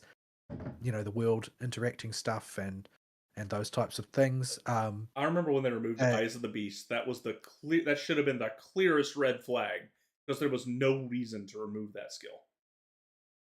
they removed Sentry Totem as well, didn't they? Yeah, just these fun spells that, yeah, maybe they'll confuse one or two people for a few minutes when they first get them until they realize, okay, I just won't push that button in combat, even though you're really, really slow types. But it, uh, everybody else just liked having them as toys. Yeah, I don't know why these mistakes always get repeated, but they certainly do. That is always like that. Everybody feels compelled to make the same mistakes for some reason. Yeah. At least Yoshi P is acknowledging it. That's a step better than the WoW community. But Yeah, it's still somewhat of a mystery to me. I'm glad that he recognizes not only that it happened, but that it is one of the central problems of the game as it exists today. I would have been happier if he'd come out and said something a bit more concrete about the relic weapons than he did, but what he did say was that he was going to go back in the direction, maybe not all the way to Zodiac weapons, but further in that direction, which to me sounds more or less like Bosnia. yeah, I think that the way he described it sounds like what the conclusion that he landed on was that Bosnia was the closest to the mark that he wants them to be at. Um, of course, you're reading across a couple of language barriers at that point to try and determine, what the real intent was behind his comments. But that was the impression that I got because of the way he described the various things that he thought were good and that he thought players would like. Um, he did. He hit directly upon the idea of players just liking there being that long term grind to do. yeah, and And it seemed like it was a little bit surprising to him how much people liked it when it was taken away. But he seems to have recognized that the grind is part of it, and that the grind being sort of like focused on tomestones doesn't scratch the itch that people needed scratched. yeah, because with the Baja stuff, for instance, Baja is really a class act of how to do that type of content right. It gives players like me, Except for one thing, except for the difficulty in continuing to do it when the calling tent is rotated out, yeah, because it becomes a lot harder. yeah, and that's true. And part of the reason I think I was able to have the success I did going through my runs to collect the materials and do the duels and stuff was simply because there was no relic in Endwalker, so I was able to do it during Endwalker. But it really does give a nice bit of content for people in our bracket. Some like you got people like me who have sporadic free time throughout the week, but still like to dump their free time in a concentrated area, one thing at a time. So I'll progress more weapons than you will at a time. But when you get on, I can still come and help you, and we'll still need the same things you do for your weapon, for your warrior weapon, or The whatever side classes you want. the structure is very well developed, and they've got that sort of the latitude to make different decisions about how you will accomplish a lot of those goals. Like the ones where you don't have much of a choice, where you're pushed really, really emphatically, if not absolutely, down one path, are usually ones that are going to be relevant to multiple people for an extended period. So that I feel like they did a really good job there, which is why it was so mystifying that the approach they took was to completely abdicate on what everything they had accomplished. Yeah, and Baja specifically also had those solo duel challenges, and it had a whole bunch of other micro challenges like collecting the field notes. That somebody that just likes to sit down and just day after day plug at it a little bit hard and practice a little bit more can do and show as a sign of achievement without having to dip their toe into Savage Raid. Like people that did the duels in Baja legitimately, people recognize that's actually an accomplishment. People that got all the field notes, people can recognize that was a grind that you did, and it took effort, and you get your little mount for it, your little 2-seater mount for it. They really hit on just a whole lot, even more than just the relics in Baja. That was just so good for filling a whole bunch of roles of non-savage uh, content for not your baby tier player, but not your diehard raider either. Like that group of off forgot about people, the people that still have jobs, but and still want to do the same content with their friends. That's actually playing Final Fantasy, and actually want to be able to put some time and effort into it to complete a project. Like it mystify well, it doesn't mystify me exactly because Yoshi P is in the hardcore raider camp. He has to look outside of his camp to get our opinion on stuff, and I think a lot of this decision making, in addition to the other shenanigans happening around the time of Endwalker's launch, uh, he uh, he just got tunnel visioned on what the people around him and in his camp were saying, and the hardcore raiders were saying, "Make the relics easier because we want to Yeah, do raids on more classes." I think that it was because he spread himself more thinly because he had less time working on investigating these issues. I think he ended up basically taking a summary of the loudest voices with the quieter ones getting cut off due to not quite making the volume threshold he needed when he was being producer for another game. Because, Yoshi P's issue at work is the same one my boss keeps telling me I have, in that I obsessively personalize everything and work on every single project that's going on myself, in addition to whoever is actually supposed to be doing it. So you end up, you can do quality work, but you don't have enough time for anything. There's only one You you. you just you can only take in so much data at once, and something is going to give.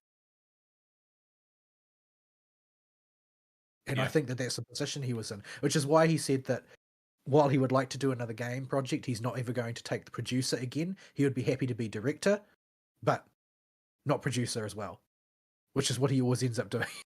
yeah, and he is really good at that role, but he is only one Yoshi P, and there's only so much space in a human brain that you can stuff information about a project.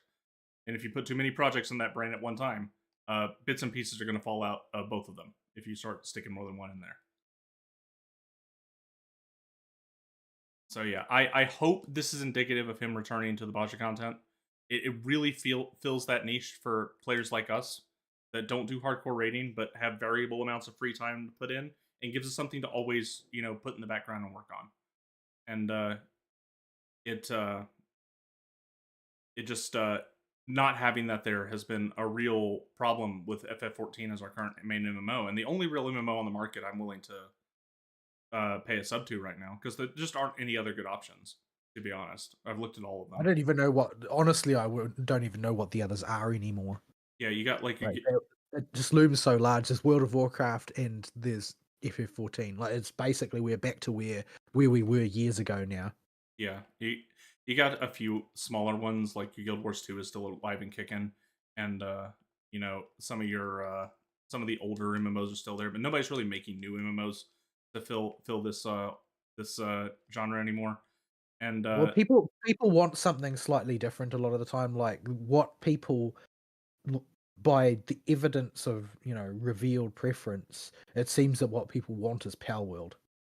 yeah, it does seem like that type of uh easily quick co-op streamable game is something that just sits better with the current generation of people. MMOs seem very much tailored to people from our era who are very out of favor right now with the market in terms of producing content for us. We're not the new hotness anymore. We're not the young Yeah, generation. there's a lot of like news stories to do with MMOs tend to more or less be server merges now for the most part. Yeah, and but we still do exist. But aside from 14 and WoW, the traditional MMO type is a rare breed these days. So when Yeah. FF14 started going the route with Endwalker, I was getting really worried because they were doing such a good job servicing uh, our schedule for play with the Shadowbringers content, and then they didn't just drop the ball; they punted it out of the ballpark and just said, "No, we're not going to play anymore." Yeah, and it was not clear why either, and I think that that's like if they had if they had been if they given us any kind of heads up, like if there had been any kind of chatter about the way they were viewing things and so on, and what their vector of development goes, like most people could smell the the future coming in on the wind when it came to World of Warcraft. Like if you stayed there, it was because you were adopting a posture of blind hope that things would get better, because you knew that what the devs were saying did not imply that. What your history was that they would say one thing and do another, and um, then the next time they would say the same thing, and then they would still betray you again and again and again. Like at some point, pattern recognition needs to kick in, but we didn't have that sort of history to draw on with Final Fantasy 14 in the same sort of way. And when they just decided to turn on a dime after an outrageously successful expansion and do everything differently for no reason, it was pretty much a shock to the system. I still loved the Endwalker story, like the primary story, the Yeah, main campaign. But in my mind, in my imagination, I view it as sort of like an epilogue. Like there is no occupancy in my mind of that story about Zero and the 13th. Like that doesn't take up any space. I it don't remember really anything about it. it feels like one of the It side patch stories in Genshin in my brain. Yeah, it does feel like a side story. I mean, it was a side story. Let's be fair. Whether or not it deserves the amount of attention that it got being a side story is a different discussion, but it's definitely a side story. And the the experience that I have of the story of Final Fantasy 14 really does end with the main campaign of what number were we up to? Six, Six five, 6.0. six, six, 6.0. Yeah, I mean that's where it ends for me. I don't think about anything beyond that. I wait for the next story to start, and I sort of want to know that it's a big full story because I didn't have this sense of nothing else matters after that. Like I was deeply drawn in by the post game of each of the previous expansions. I was really intrigued by what was happening and where we're going to go next. I mean, there were their beat patches where not much happened, and then there were their really story intensive stuff where stuff did happen. But I didn't care about any of that post Endwalker. Like I would still, back when I was still logging in literally every day, I would still play them, and I'd play them in the hope that it would grab me, but it never really got there. I tended mainly to see, oh well, that would have been really cool if this story had a future, but I know that it doesn't, so I can't engage with it. Yeah, and Zero tilts hat. Yeah, like they compressed sort of like an expansion, like an expansion's primary X.0 story into a post game patch cycle, and the result is that you overdose on certain characters and you get underfed on investment. Mm-hmm. And I've seen people try and make the art when this argument is presented to them, they start going off about, oh well, it's so and so many hours long. There's plenty of time to no, shut up. This is an MMO. We're talking about everything in scale in relation to the other things within the same dang video game. Like a couple hours per patch of story is not enough time for you to compress an entire expansion's worth over the course of 4 or 5 of them. Yeah, I Especially mean when it revolves we've around brand new characters in a totally different world where you also have to spend a good chunk of that runtime introducing new mechanical elements of the world and how it operates, like in the 13th. I mean we've thrashed that horse into the ground. They've they made an error in the reason why I think it hurts so much is that it feels like more of a betrayal because there was no, like, when I am betrayed by Blizzard, it barely moves the needle because betraying its players is what Blizzard does. But getting betrayed after like a magnum opus like Shadowbringers, like, because there was no part of Shadowbringers that I felt was bad. There were some parts that were weaker than others, but no part of it was bad. Yeah. There's some About systems though, I think are questionable, like queuing for Delubrum Reginae makes me want to throw something out the window, but generally speaking, it was good from top to bottom. And it was like, this please, more of this. I loved this. And then Endwalker comes along and is like, okay, so we're going to throw all that out the window and do a bunch of stuff nobody asked for instead. Like, I've seen this before. yeah, this is it was a mess, and yeah, we wanted iteration on Shadowbringers, but they didn't even do something new in most cases. They just failed to repeat a bunch of the junk in Shadowbringers. It Well, was they trimmed out a bunch of stuff that if you weren't actually playing that part of the game intensively, you wouldn't comprehend the value of it. And I think that that's really it because they didn't trim out any features from large scale raiding. And I'm not trying to go down the road of saying oh well they just hate non-raiders or anything like that. It's just I think that a lot of the sort of the gut value that you get out of something like Bozja, of that sort of experience of just stewing and spending time there and shooting the shit with the other people in chat after your nth failed attempt to kill Lion, like, that type of experience doesn't show up on any kind of data collecting thing because it's something that emerges out of community and emerges out of a bunch of people who are cultishly dedicated to mastering one particular narrow aspect of the game.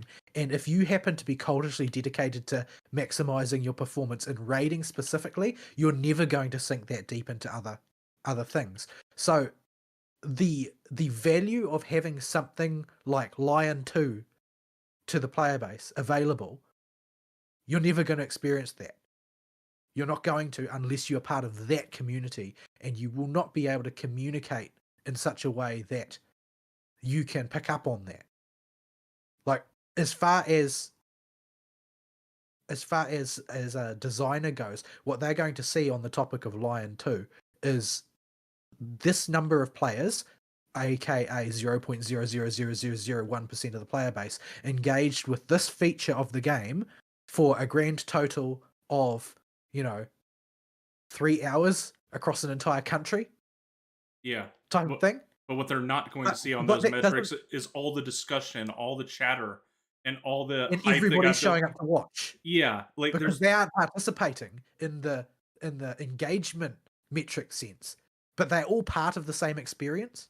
yeah, because I remember when I was doing Lion 2, the same guys were in Baja every single day. Were there showing up and talking to me as I was learning the fight and hoping I got it this time. This was a thing that built up over time.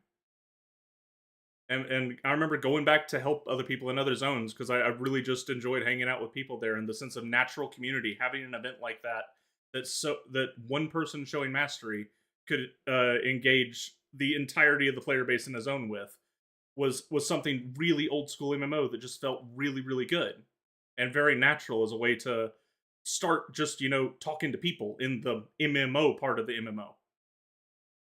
But if what you're looking at is your team's collected metrics of engagement and, a selection of feedback comments, like, how can you get the information that you need? Yeah.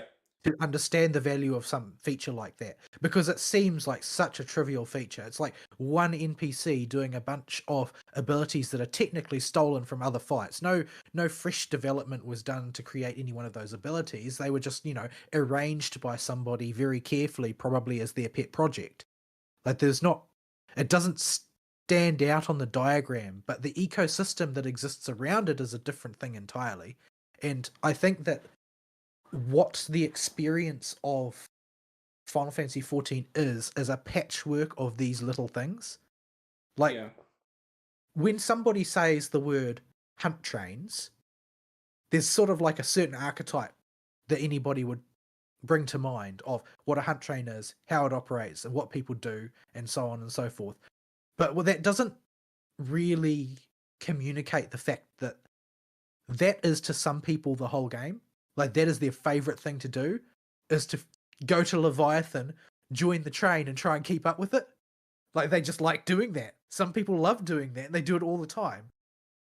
But to from a data collection perspective, that's X number of people participating in Y feature for Z minutes. yeah, but the community impact and how much engagement and enjoyment that gives the people that surround the activity that don't directly engage with it, but see the hunt train go through their sector of Leviathan and try to catch the mob before the hunt train passes all the way through, or just laugh at the people in chat or not have a clue what's going on, and then have some memory to tell their free company or something like, "Oh, I found these bunch of weirdos screaming choo choo in general chat a few minutes ago. What the heck's going on?" That's not something that's going to show up on any metric, but is still something that gives the community life, for lack of a better word. But those are the types of things that got earmarked for trimming with Endwalker.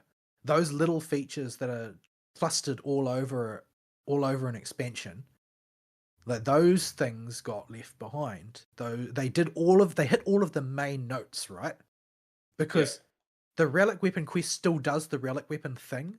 Like you get a relic weapon at the end, and you spend a pile of tomestones. Like those are both things that happen in every relic weapon cycle, right? You spend a mountain of tomestones, no matter which one it is, and you get a relic weapon at the end. And the relic weapon occupies this sort of position in the metagame ecosystem, etc., etc. And all of that is still intact. The problem is that none of the framing that gives value to that experience is still there. yeah. It's like Yoshi P just had a colossal brain. Well, I say Yoshi P, but the dev team in general just had a colossal brain fart and thought that the pixels themselves are what had value. When that may be true for in-game raiders with their gear, the pixels themselves may be what gives the stuff value, because it's either a trophy in the case of the ultimate fights, or it's something that is literally a stat stick that they're using to do the content that the particular content they're doing better. But in the case of relic weapons, that's rarely the case. Relic weapons are not used at the same type of competitive level that uh, the current tombstone weapons are used for whatever given patch at a raid. Like these things are something to show accomplishment of a grind. They're to show you've done something, gone through some journey, and earned this big shiny sword to show off for doing whatever it was that particular relic weapon required. But and it's the journey that gives it its value at the end of the day. But Yeah, you I think that they understand that. They understand that in the sort of like, if you were to state it out, they would say, "Of course, I agree with you." But I don't think that they understood which specific things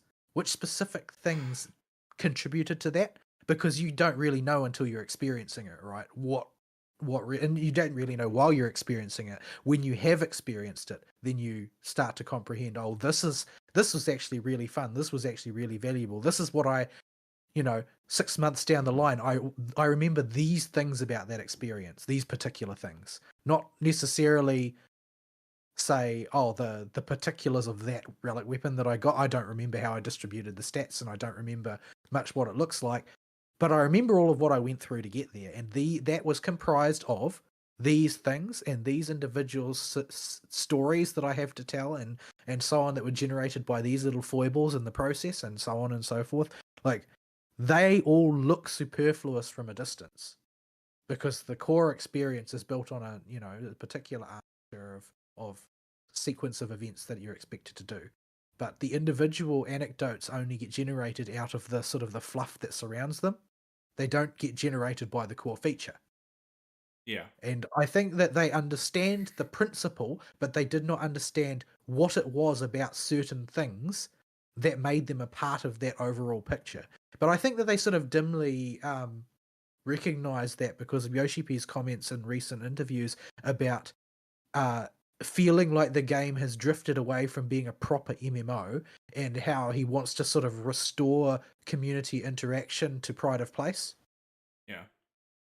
So I think that that is sort of like that is in and of itself sort of a pseudo recognition of, oh, what's happened here is that we got rid of, say, Bosnia. And Bosnia was the place where people went to shoot the shit when they hit max level or when they were trying to level up their other characters. And that community that Bosnia was is not there anymore, and it was not replaced. There is no place in Endwalker where that takes place. Yeah. So we killed part of the community, and we can't take that back. So we need to make sure that next time the game encourages community to persist. Yep. It's hopefully he's figured it out. He's making noises like he's at least got an inkling. It seems like he's actually got a clue. He's got a bit more than an inkling. But due to the multiple language hops and the KG translated language that's being used in these interviews, um, I'm I'm holding my breath a little bit. We'll Like, wait to see what he does, because I mean, the proof of the pudding is in the eating, and if Dawn Trail is good eating, then it's good eating. There's no way to argue with that. It's as good as it's good. So we will see. We will see what they do, what they choose to do with all of this. yep. All right. I think it's a good point to call it there because Right.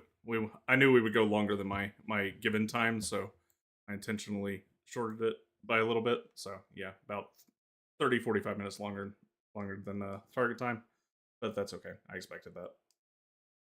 So all right, got anything else for send us out of here? No, I think that's all I've got. All the gas I've got in the tank today. I wonder if my laundry got rained on. I kind of expect that it did. All righty. Okay, folks. Well, hope you enjoyed the breakdowns of the few bits of media we got. Hopefully, we have a Fern next week to A, keep us on track, B, get us out on time, and C, stop me involved from going off on politics.